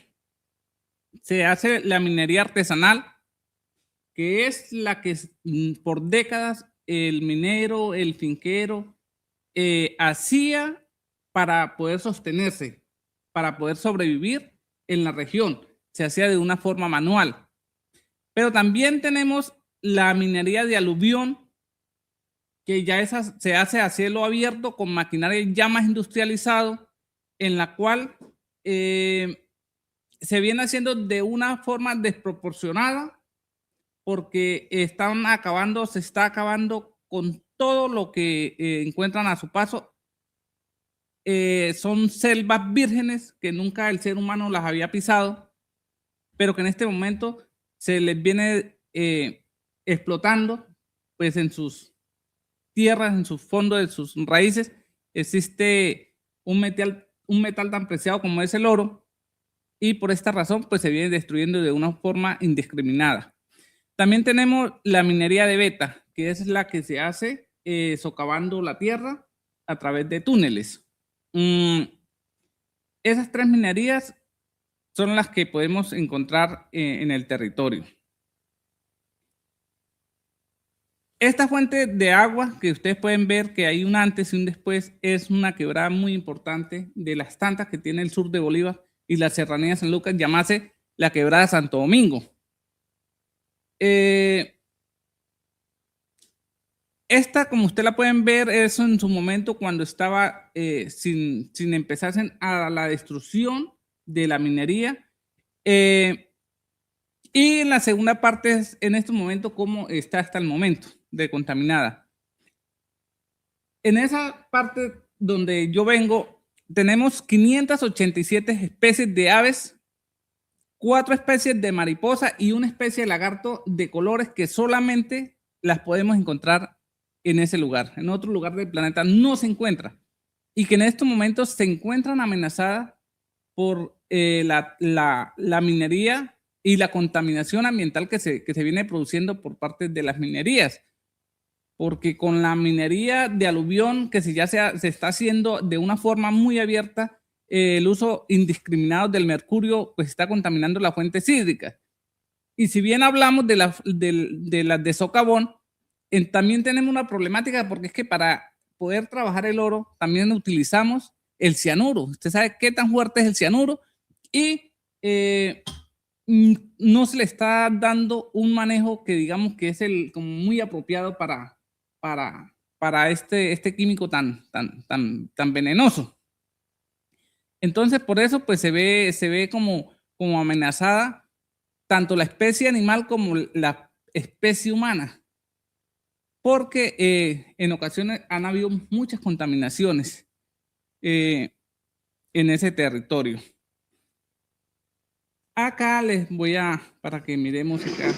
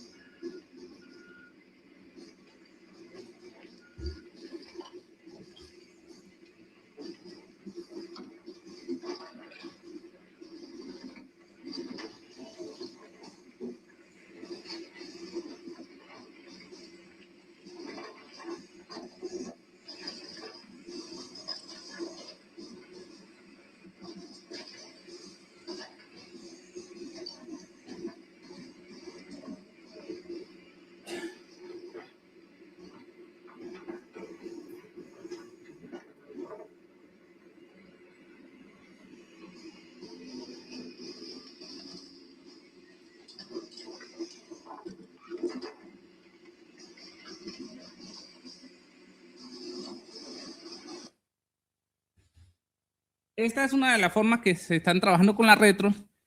En el sur de Bolívar se evidencia la explotación de oro en 9.472 hectáreas. O sea, es un área muy grande. Y en esa área se encuentran muchas empresas, de las cuales el 10% están legalizadas. El 33% solamente tienen permisos técnicos o ambientales y el 57% no tienen ninguna clase, o sea, es de forma ilícita. Pero también es de anotar que esas 10% de las empresas que tienen licencias ambientales no son las de minas de aluvión, son de las de mina de beta. O sea, tú no vas a encontrar en el territorio un permiso ambiental para retroexcavadoras, sino son las que tienen mina boca de beta. Esas son las que tienen la licencia. Esto pues ha traído bastantes problemáticas, todo por el oro. El oro allá pues es de un buen porcentaje de pureza. Ese que ustedes ven ahí es oro. De pronto a algunos nos gusta verlo cuando están derretidos, que está lisito, pero este está bruto, o sea, está recién sacado de la tierra y lo tienen todavía ahí. No se ha todavía purificado. Eso ha llamado que grupos armados entren en confrontación. por décadas, quien ha estado en territorio de los grupos armados ilegales ha sido el ELN, Ejército de Liberación Nacional, que ha sido décadas que ha estado en territorio, al igual que la FARC, las Fuerzas Armadas Revolucionarias de Colombia. Pero a partir del 2021, luego de haberse empezado a reorganizar, los grupos paramilitares empiezan a incursionar en el sur de Bolívar las AGC, Autodefensas Gaitanistas de Colombia, y empiezan la confrontación por obtener dicho metal, por controlar el territorio, ya que el sur de Bolívar es una especie de bisagra que conecta Antioquia con Santander y Sucre con Cesar. Entonces, para ellos es muy importante hacer control territorial de esta región para poder movilizarse. Además de eso, poder controlar la producción de oro que hay en esas serranías de San Lucas. Hasta el año 2023 se tenía conocimiento de 300 retroexcavadoras trabajando día y noche explotando dicho metal. Pero en el 2024 y 2025 eso incrementó mucho, ya que a la llegada de las autodefensas al territorio, ellos empezaron, es más, a explotar más masivamente de lo que se venía explotando. Zonas de reserva que se tenía, que nunca se habían sido tocadas, como esa quebradita que les mostré, nunca por ahí había pasado una retro, siempre se había hecho durante décadas la minería artesanal. Pues ya en estos momentos está vuelta a nada porque le metieron solamente a ese pedacito 25 retros, el cual día y noche están trabajando. De ahí se viene complicando el tema porque se vienen reclutando menores para la guerra. Todo grupo, ninguno se quiere dejar, y lo que hace es que recluta niños para meterlos al conflicto con tal de ellos poder tener fuerza en el territorio y poder abarcar lo que es la minería. A las personas que no logran pagar lo que deben de pagar, se vienen expropiando, los vienen desplazando para ellos poder quedar con la mina. A todo aquel que se oponga a las retros o a ese trabajo minero, se asesinan o se echan de la región. Normalmente muy poco es el que echan. Siempre terminan muertos. Entonces, eso ha llegado a que haya muchísimas comunidades que hayan tenido que ser desplazadas porque el medio del conflicto, pues ellos generan un conflicto para que la gente se desplace, dejen sus tierras abandonadas y así ellos pueden apoderar. Es desde ahí que por estar en la defensa del territorio y del medio ambiente, yo me veo prácticamente desplazado, aunque pude haber sido asesinado un día después, logré salirme un día antes y me encuentro aquí. Por haber dicho en reuniones y haber movido masas alrededor de no aceptar que esos grupos armados explotaran la minería de la forma en que lo están haciendo, y decirle que no estábamos de acuerdo con que en esa zona se le metiera esa maquinaria a dañar los bosques y a dañar las quebradas, y que además de eso traía muchas consecuencias sociales para la región. Fuimos, dos de mis compañeros que ese día hablamos, fueron asesinados al día siguiente y yo fui amenazado. Hoy estoy aquí perdiendo la región, pues no puedo volver allá. Dejé mi familia y todo lo que tenía a mi nombre fue confiscado. O sea, me lo quitaron. Queremos... ¿Cómo luchamos contra cómo perseveramos nosotros? O sea, ¿cómo cuidamos nosotros la naturaleza en un país donde los gobiernos no logran tener el control del territorio? donde los líderes sociales son asesinados a día. Antes uno miraba que quienes asesinaban eran líderes del orden nacional. Hoy en día los líderes más pequeños, el líder de barrio, ese líder es amenazado. Con tal de que tú tengas una postura en contra del medio ambiente, eres objetivo militar. Pero aquí estamos, gracias a Dios, con vida y esperando algún día poder regresar a nuestro territorio y que las cosas hayan cambiado y que ojalá esta minería haya parado. ¿Cuántos muertos más deben de pasar para que eso suceda? En Colombia, día a día, esa minería extractivista se está ampliando, ya no es solamente ahí. Y la preocupación más grande aún viene después. Porque nosotros en estos momentos decimos, si se pega gana, el cambio va a seguir avanzando. Que aunque Petro ha querido hacer muchas cosas, la ultraderecha aún tiene una fuerza que utiliza estos grupos armados para frenar todo cambio que sea concreto y a favor de las comunidades.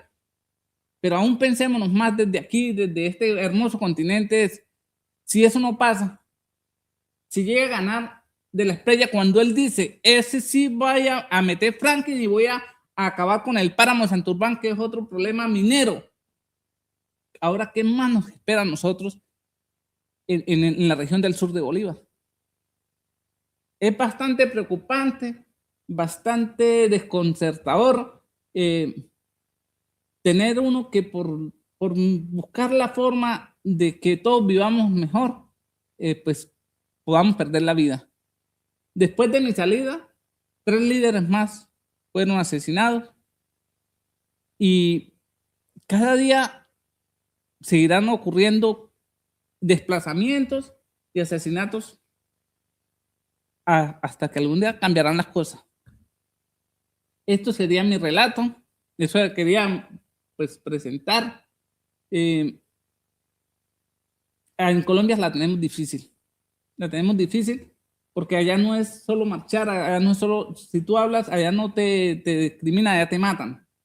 Entonces sí es muy difícil y sin embargo así la juventud sigue en pie de lucha, seguimos en pie de lucha, no sé cuántos vamos a fallecer, cuántos más, pero la gente, pues algún día esto tendrá que cambiar y esperamos que el cambio en estos momentos pues continúe, que si se pega gana, aunque los líderes sociales la vamos a seguir teniendo dura, si gana el de la Espriella la vamos a tener peores.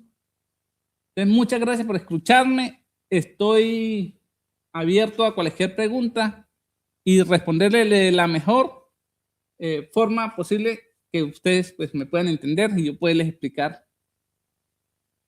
Muchas gracias.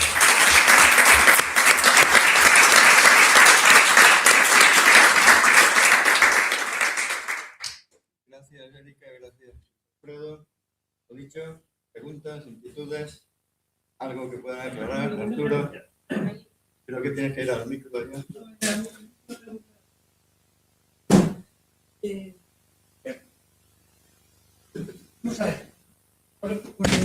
Por las redes alternativas nos hemos enterado de lo que ha pasado en Bolivia con el tema del robo de las elecciones, y parece ser de que es tan exagerado que incluso entidades internacionales dicen que eso tan burdo como el tema de todos los votos extranjeros resulta que eran hacia la derecha, cosas así, ¿no? En Bogotá que la mayoría votaba pues a la izquierda o a la socialdemocracia, de repente todos se cambiaron hacia... Bueno, entonces ahí hubo unas empresas multinacionales que llevaban el recuento de votos.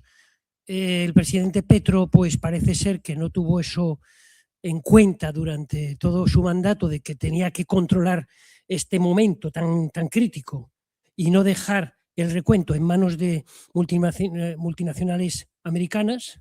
Exclusivamente eran ellas las que hacían el recuento o manipulaban los tal. Entonces nos encontramos con que esta segunda vuelta, sospecho que si siguen las mismas empresas haciendo el recuento de votos, van a salir los mismos resultados que la primera vuelta.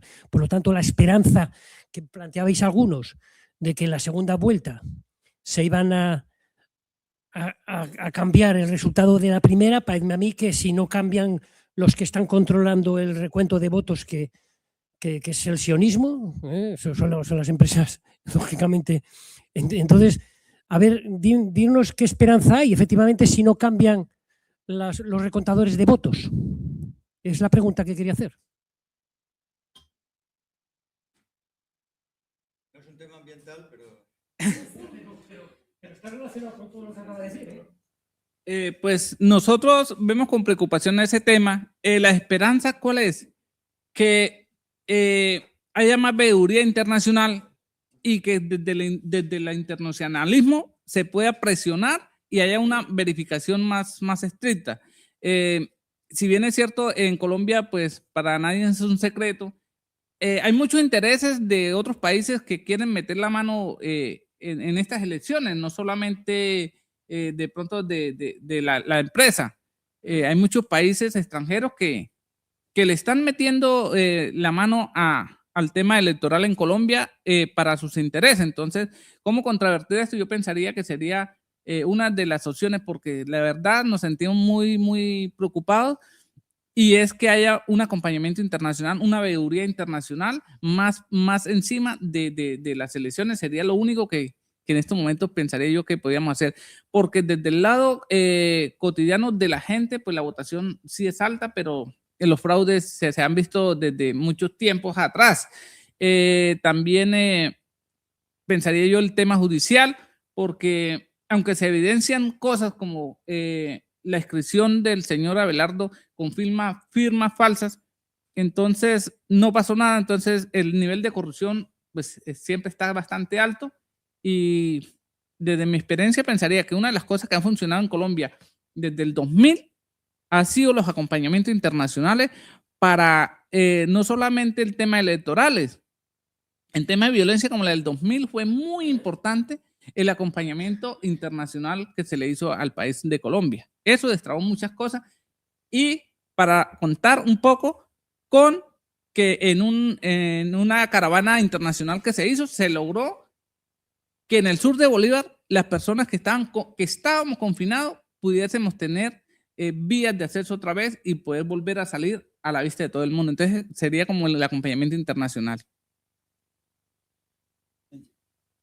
Bueno, buenas tardes a todos y a todas. Pues yo le quiero pues responder, pues realmente quién tiene a cargo la cuenta de la votación. La cuenta de la votación la tiene la Registraduría Nacional de Colombia, y el software que lo compró la Registraduría, o sea, no es del gobierno de Gustavo Petro. ¿Por qué? Porque estamos divididos por el ejecutivo del gobierno de turno, o sea, el gobierno de turno contrario, o sea, que fue el de Uribe realmente, en cuerpo ajeno. Entonces la Registraduría tuvo que comprar ese mecanismo, y por eso se están demandando las elecciones. Y ese tema de demandar las elecciones, yo aquí le quiero agradecer a todos los colombianos y colombianas que se han puesto la camiseta pues para defender la soberanía en nuestro país. Hay un grupo de gente importante del Pacto Histórico cuidando, desde abogados, de defensores de derechos, cuidando las urnas, protegiendo las urnas, y pues desafortunadamente esas son las reglas de juego de nuestro país. Gracias. Sí, complementando también, la delegación asturiana este año coincidió que estaba cuando las elecciones legislativas del 8 de marzo y se convirtió en misión de observación electoral, que por cierto había muy poca presencia internacional, al revés que 4 años antes, y pudimos comprobar algunas cositas, ¿no? En relación a cómo se desarrollan allá. Efectivamente, como ha dicho Mengi, no depende de presidencia el control electoral, depende de otra entidad que se llama Registraduría, y pudimos ver en la plaza pública, en la Plaza Bolívar, cómo se contradecían en directo el presidente y el resto de las autoridades electorales, avisando el presidente Petro de que podría ocurrir determinadas cosas. Sobre los votaciones del domingo anterior, también el presidente Petro ha hecho sus denuncias, ¿no?, en respecto a los software, a la empresa privada que no han querido que fuera pública, ¿no? Son otros poderes, son otras intenciones, ¿no?, otras propuestas en relación al país. Ahora, los hechos electorales también se dan aquí en nuestro país y en nuestra tierra asturiana, donde los votos han sido a la par casi. Y se han denunciado, al menos en el caso de Madrid. Nosotros en Asturias no tenemos constancia, porque aquí lo que hizo fue venir un autobús de Bilbao un día y ahí iban a votar la gente colombiana. En el caso de Madrid, pues fue toda la semana que podían votar. Y ahí hay denuncias de que las iglesias evangélicas hicieron un trabajo impresionante de llevar gente a votar. Las iglesias evangélicas, obviamente, ya sabéis por quién es su opción, ¿no? Sin pensamiento, sin racionalidad y sin ningún análisis de lo que puede venir. La presencia internacional, lamentablemente, de este país nuestro, no se ha concretado como hace 4 años, donde fueron una delegación interparlamentaria de aproximadamente 12 diputadas y diputados.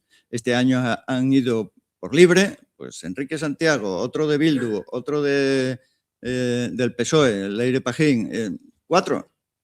No hay una presencia sustantiva. Esperemos que el 21 de junio sí que se animen más nuestra gente viendo lo que viene, ¿no?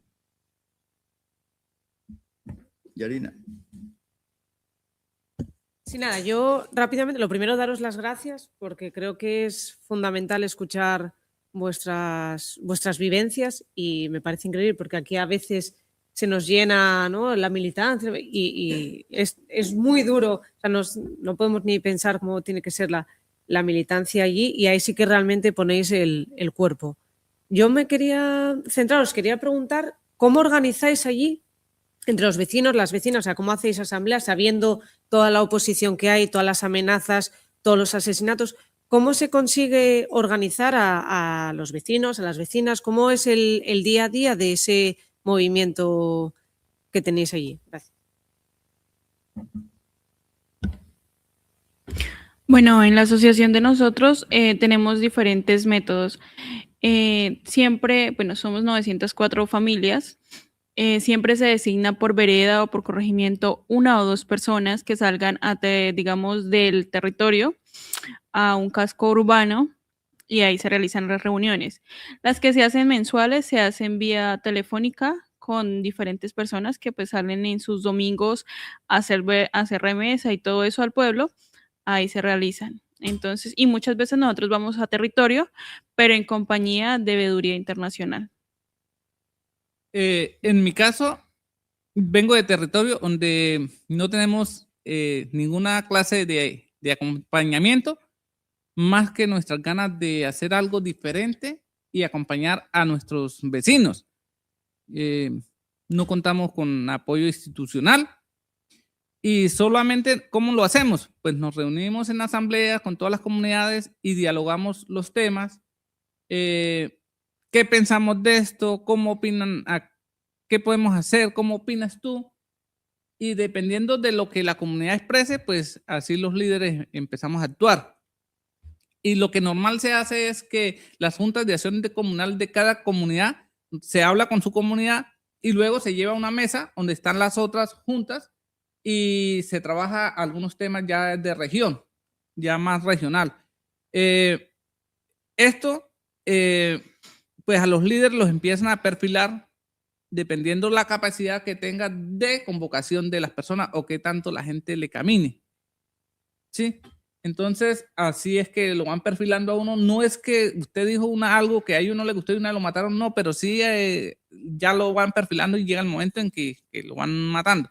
Pero cada vez que matan a un líder, pues lógico que va a destruir un tejido social que viene, una formación con otras comunidades, otros conocimientos, y esos son años de atraso que lleva al tema social en la región. Entonces nosotros, pues prácticamente somos el primer blanco que tenemos de frente de los grupos armados. No contamos con ninguna clase de protección más que el autocuidado de nosotros mismos en no exagerar en cosas que no, o hablar cosas que no vayan a la realidad ni al acompañamiento de las mismas comunidades. La penúltima.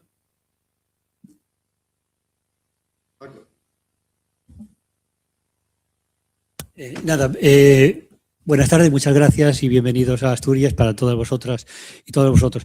Siempre nos da un poco de pudor, ¿no?, hablar de las cuestiones ambientales que compartimos cuando evidentemente ustedes están jugando a la vida, ¿no? A mí nadie nos va a amenazar por hacer este tipo de actividades, pero simplemente como recién llegados, que sepáis que os comprendemos perfectamente porque hemos llevado décadas de lucha contra la minería del oro también en Asturias, minería a cielo abierto en su inicio, ahora con la pretensión de ser subterránea, pero siempre también de las mismas empresas, de las multinacionales canadienses. Y evidentemente del momento actual, ¿no?, del precio alto del oro como valor refugio, que vuelve, no importa cuántas veces ganemos y paremos esa mina, ¿no?, vendrá otro proyectista detrás para intentar ponerlas en marcha, ¿no? También con el tema de fracking, desde el año 2005 al 2015, el fracking ya sabéis que intentó venir a Europa de manos de Estados Unidos. También conocemos la lucha contra los proyectos de fracking, todo lo que alrededor del río Magdalena, donde estuvimos también el año pasado. Y por eso también lo del cambio de política y de gobierno, ¿no? Sabemos la posición clara de Petro. Vosotros le elegisteis, vosotros sabréis si os parece bien o mal, no sé quién yo para juzgarlo, ¿no? Pero esa posición claramente en contra del fracking, la clara posición de reconvertir Ecopetrol en una empresa de gestión de nuevo modelo energético, de paralizar los nuevos proyectos de petróleo, también yo creo que es muy importante. Y de la mano, ¿no?, sobre todo anteriormente, de la ministra de Medio Ambiente, Mohamed, que creo que teníamos mucho que aprender desde allí, ¿no? Y el último, todo el tema con el tema también de la minería de carbón, ¿no? Estuvimos ahí en Cañaverales y sabemos que este gobierno ya le ha dado la declaración de impacto negativa para que no se pueda avanzar en Cañaverales. Y en este caso, como somos la contraparte, también haber vivido la reconversión de la minería de carbón, que no es transición energética justa, eso no es transición injusta, es que no es energética, pero bueno, eso es otra historia. Es saber lo único que podemos hacer nosotros, que es que no somos clientes, que es dejar de comprarlo. Y de hecho lo hemos hecho. Sí, hemos pasado de más de 3 millones, 4 millones, 6 millones de toneladas de carbón descargados en el Musel a menos de 700.000 toneladas, porque todavía teníamos Aboño 1 funcionando, ¿no? Es decir, el cierre de más de 30 grupos térmicos de carbón en España, y evidentemente sabemos cómo se ha podido lograr, es la clave de que Colombia haya dejado de enviar carbón a España y a muchos sitios de Europa, ¿no? De hecho, el problema es ahora los trabajadores y trabajadoras de ese sector tan acumulado en tantos tipos concretos, cómo se adaptan a una empresa que lo más normal que puede hacer es simplemente irse. Os deja los activos, los pasivos ambientales y os deja a miles de personas sin puestos de trabajo, ¿no? Yo creo que todo esto está en manos de este gobierno y evidentemente con todos sus déficits, yo creo que si pudiera seguir adelante sería una mínima garantía de no volver otra vez a apuestas sobre el fracking, apuesta por nuevas investigaciones de petróleo, aunque sepan que no lo van a encontrar, nuevas apuestas del fracking, aunque sepamos que es inviable, y sobre todo, evidentemente, con todo el tema de la minería de carbón, el mercurio, el cianuro, lo conocemos perfectamente, os comprendemos y tenéis de aquí todo nuestro apoyo fraternal. Gracias.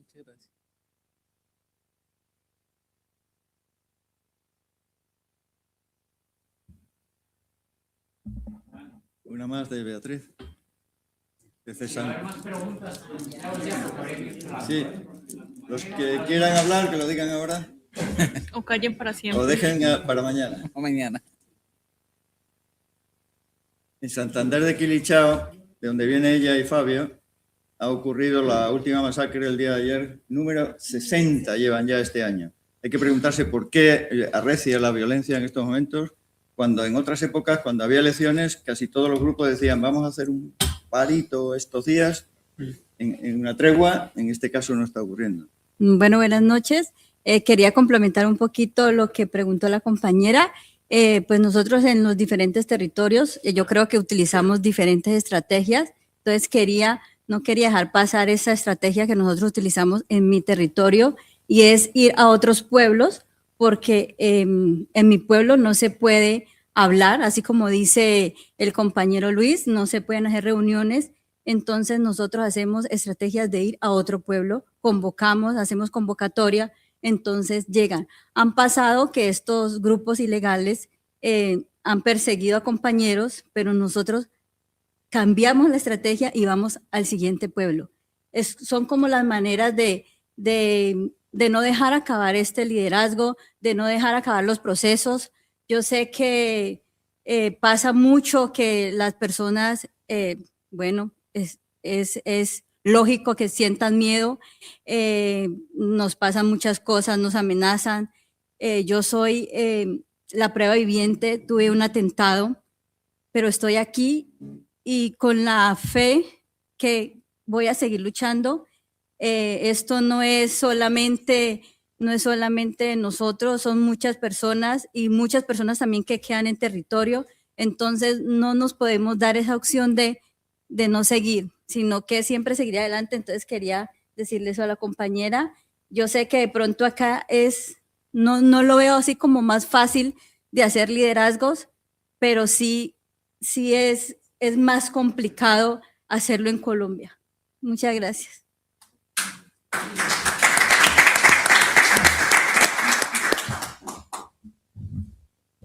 Bueno, mañana es el Día Mundial del Medio Ambiente, ¿no? ¿Ya anunciaste las movilizaciones que hay? Dale tú, dale tú. No, Paco, toca, en vez de mañana, se va a ser el sábado, en ese caso en A Caridad el Franco, donde los grupos ambientalistas han convocado. No todos, algunos no, pero bueno, siempre ocurre, o casi siempre.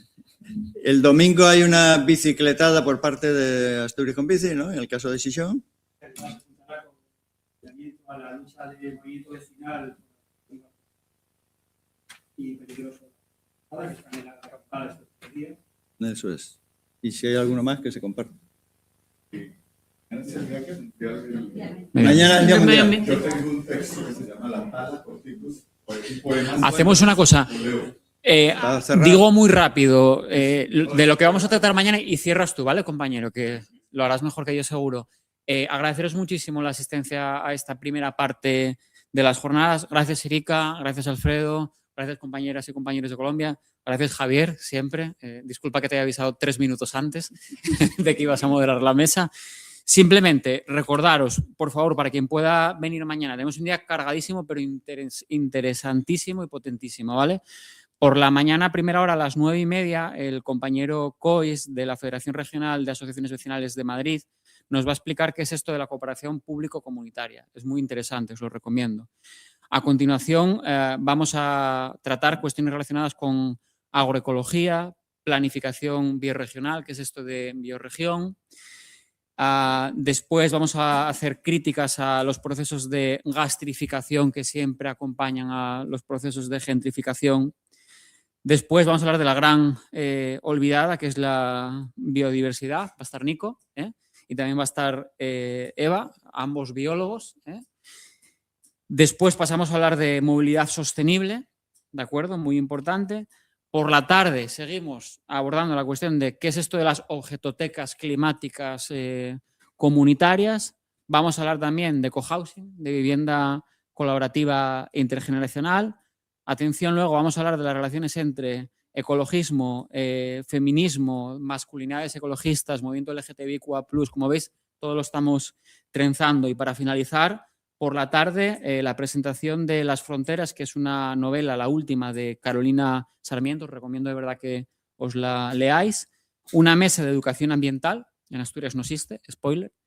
Y acabamos con una parte de presentación de políticas de poscrecimiento, de más allá del crecimiento, con la intervención de Hugo Abad y de Gabriel, aquí presente, próximo alcalde de Candamo.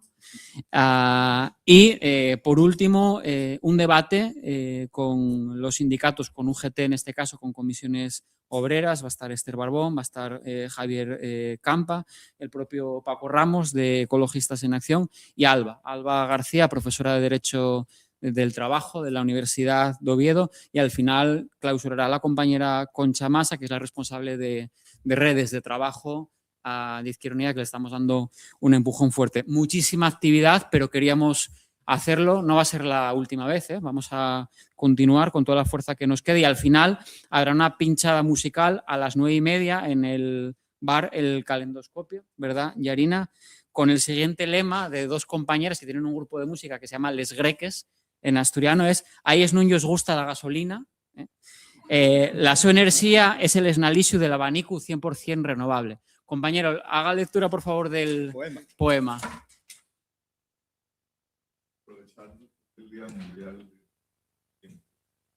Pues nosotros venimos de un lugar donde a veces decimos, está tenaz el miedo ambiente. Allá a veces hay que hablar así, porque es difícil hacer liderazgo en medio de 5 fusiles, cada uno de un grupo diferente. Es bravo. Yo no sé antes, es un milagro que estemos aquí los 7. Bueno, este poema se llama La Tala. Yo pertenezco a una tertulia literaria en Santander de Clichao y organizamos un encuentro internacional de poesía. Yo soy el coordinador de ese encuentro. Este año, como veréis, estoy lejos, o sea que yo no sé el encuentro cómo ir a hacer. Entonces se llama La Tala. El lápiz con que dibujas el hueco de la capa de ozono y escribes elegías a los desplazados de la tierra, la mesa donde comes envenenados frutos y animales en vía de extinción, la cama donde perdiste la mitad de tu vida y fuiste feliz tan solo unos segundos, la cabaña que dio abrigo a tus mejores sueños y a tus peores pesadillas, y el ataúd que ansioso espera la miseria de tus huesos. Algún día fueron cedros y robles donde pájaros y ardillas construyeron sus nidos. Muchas gracias.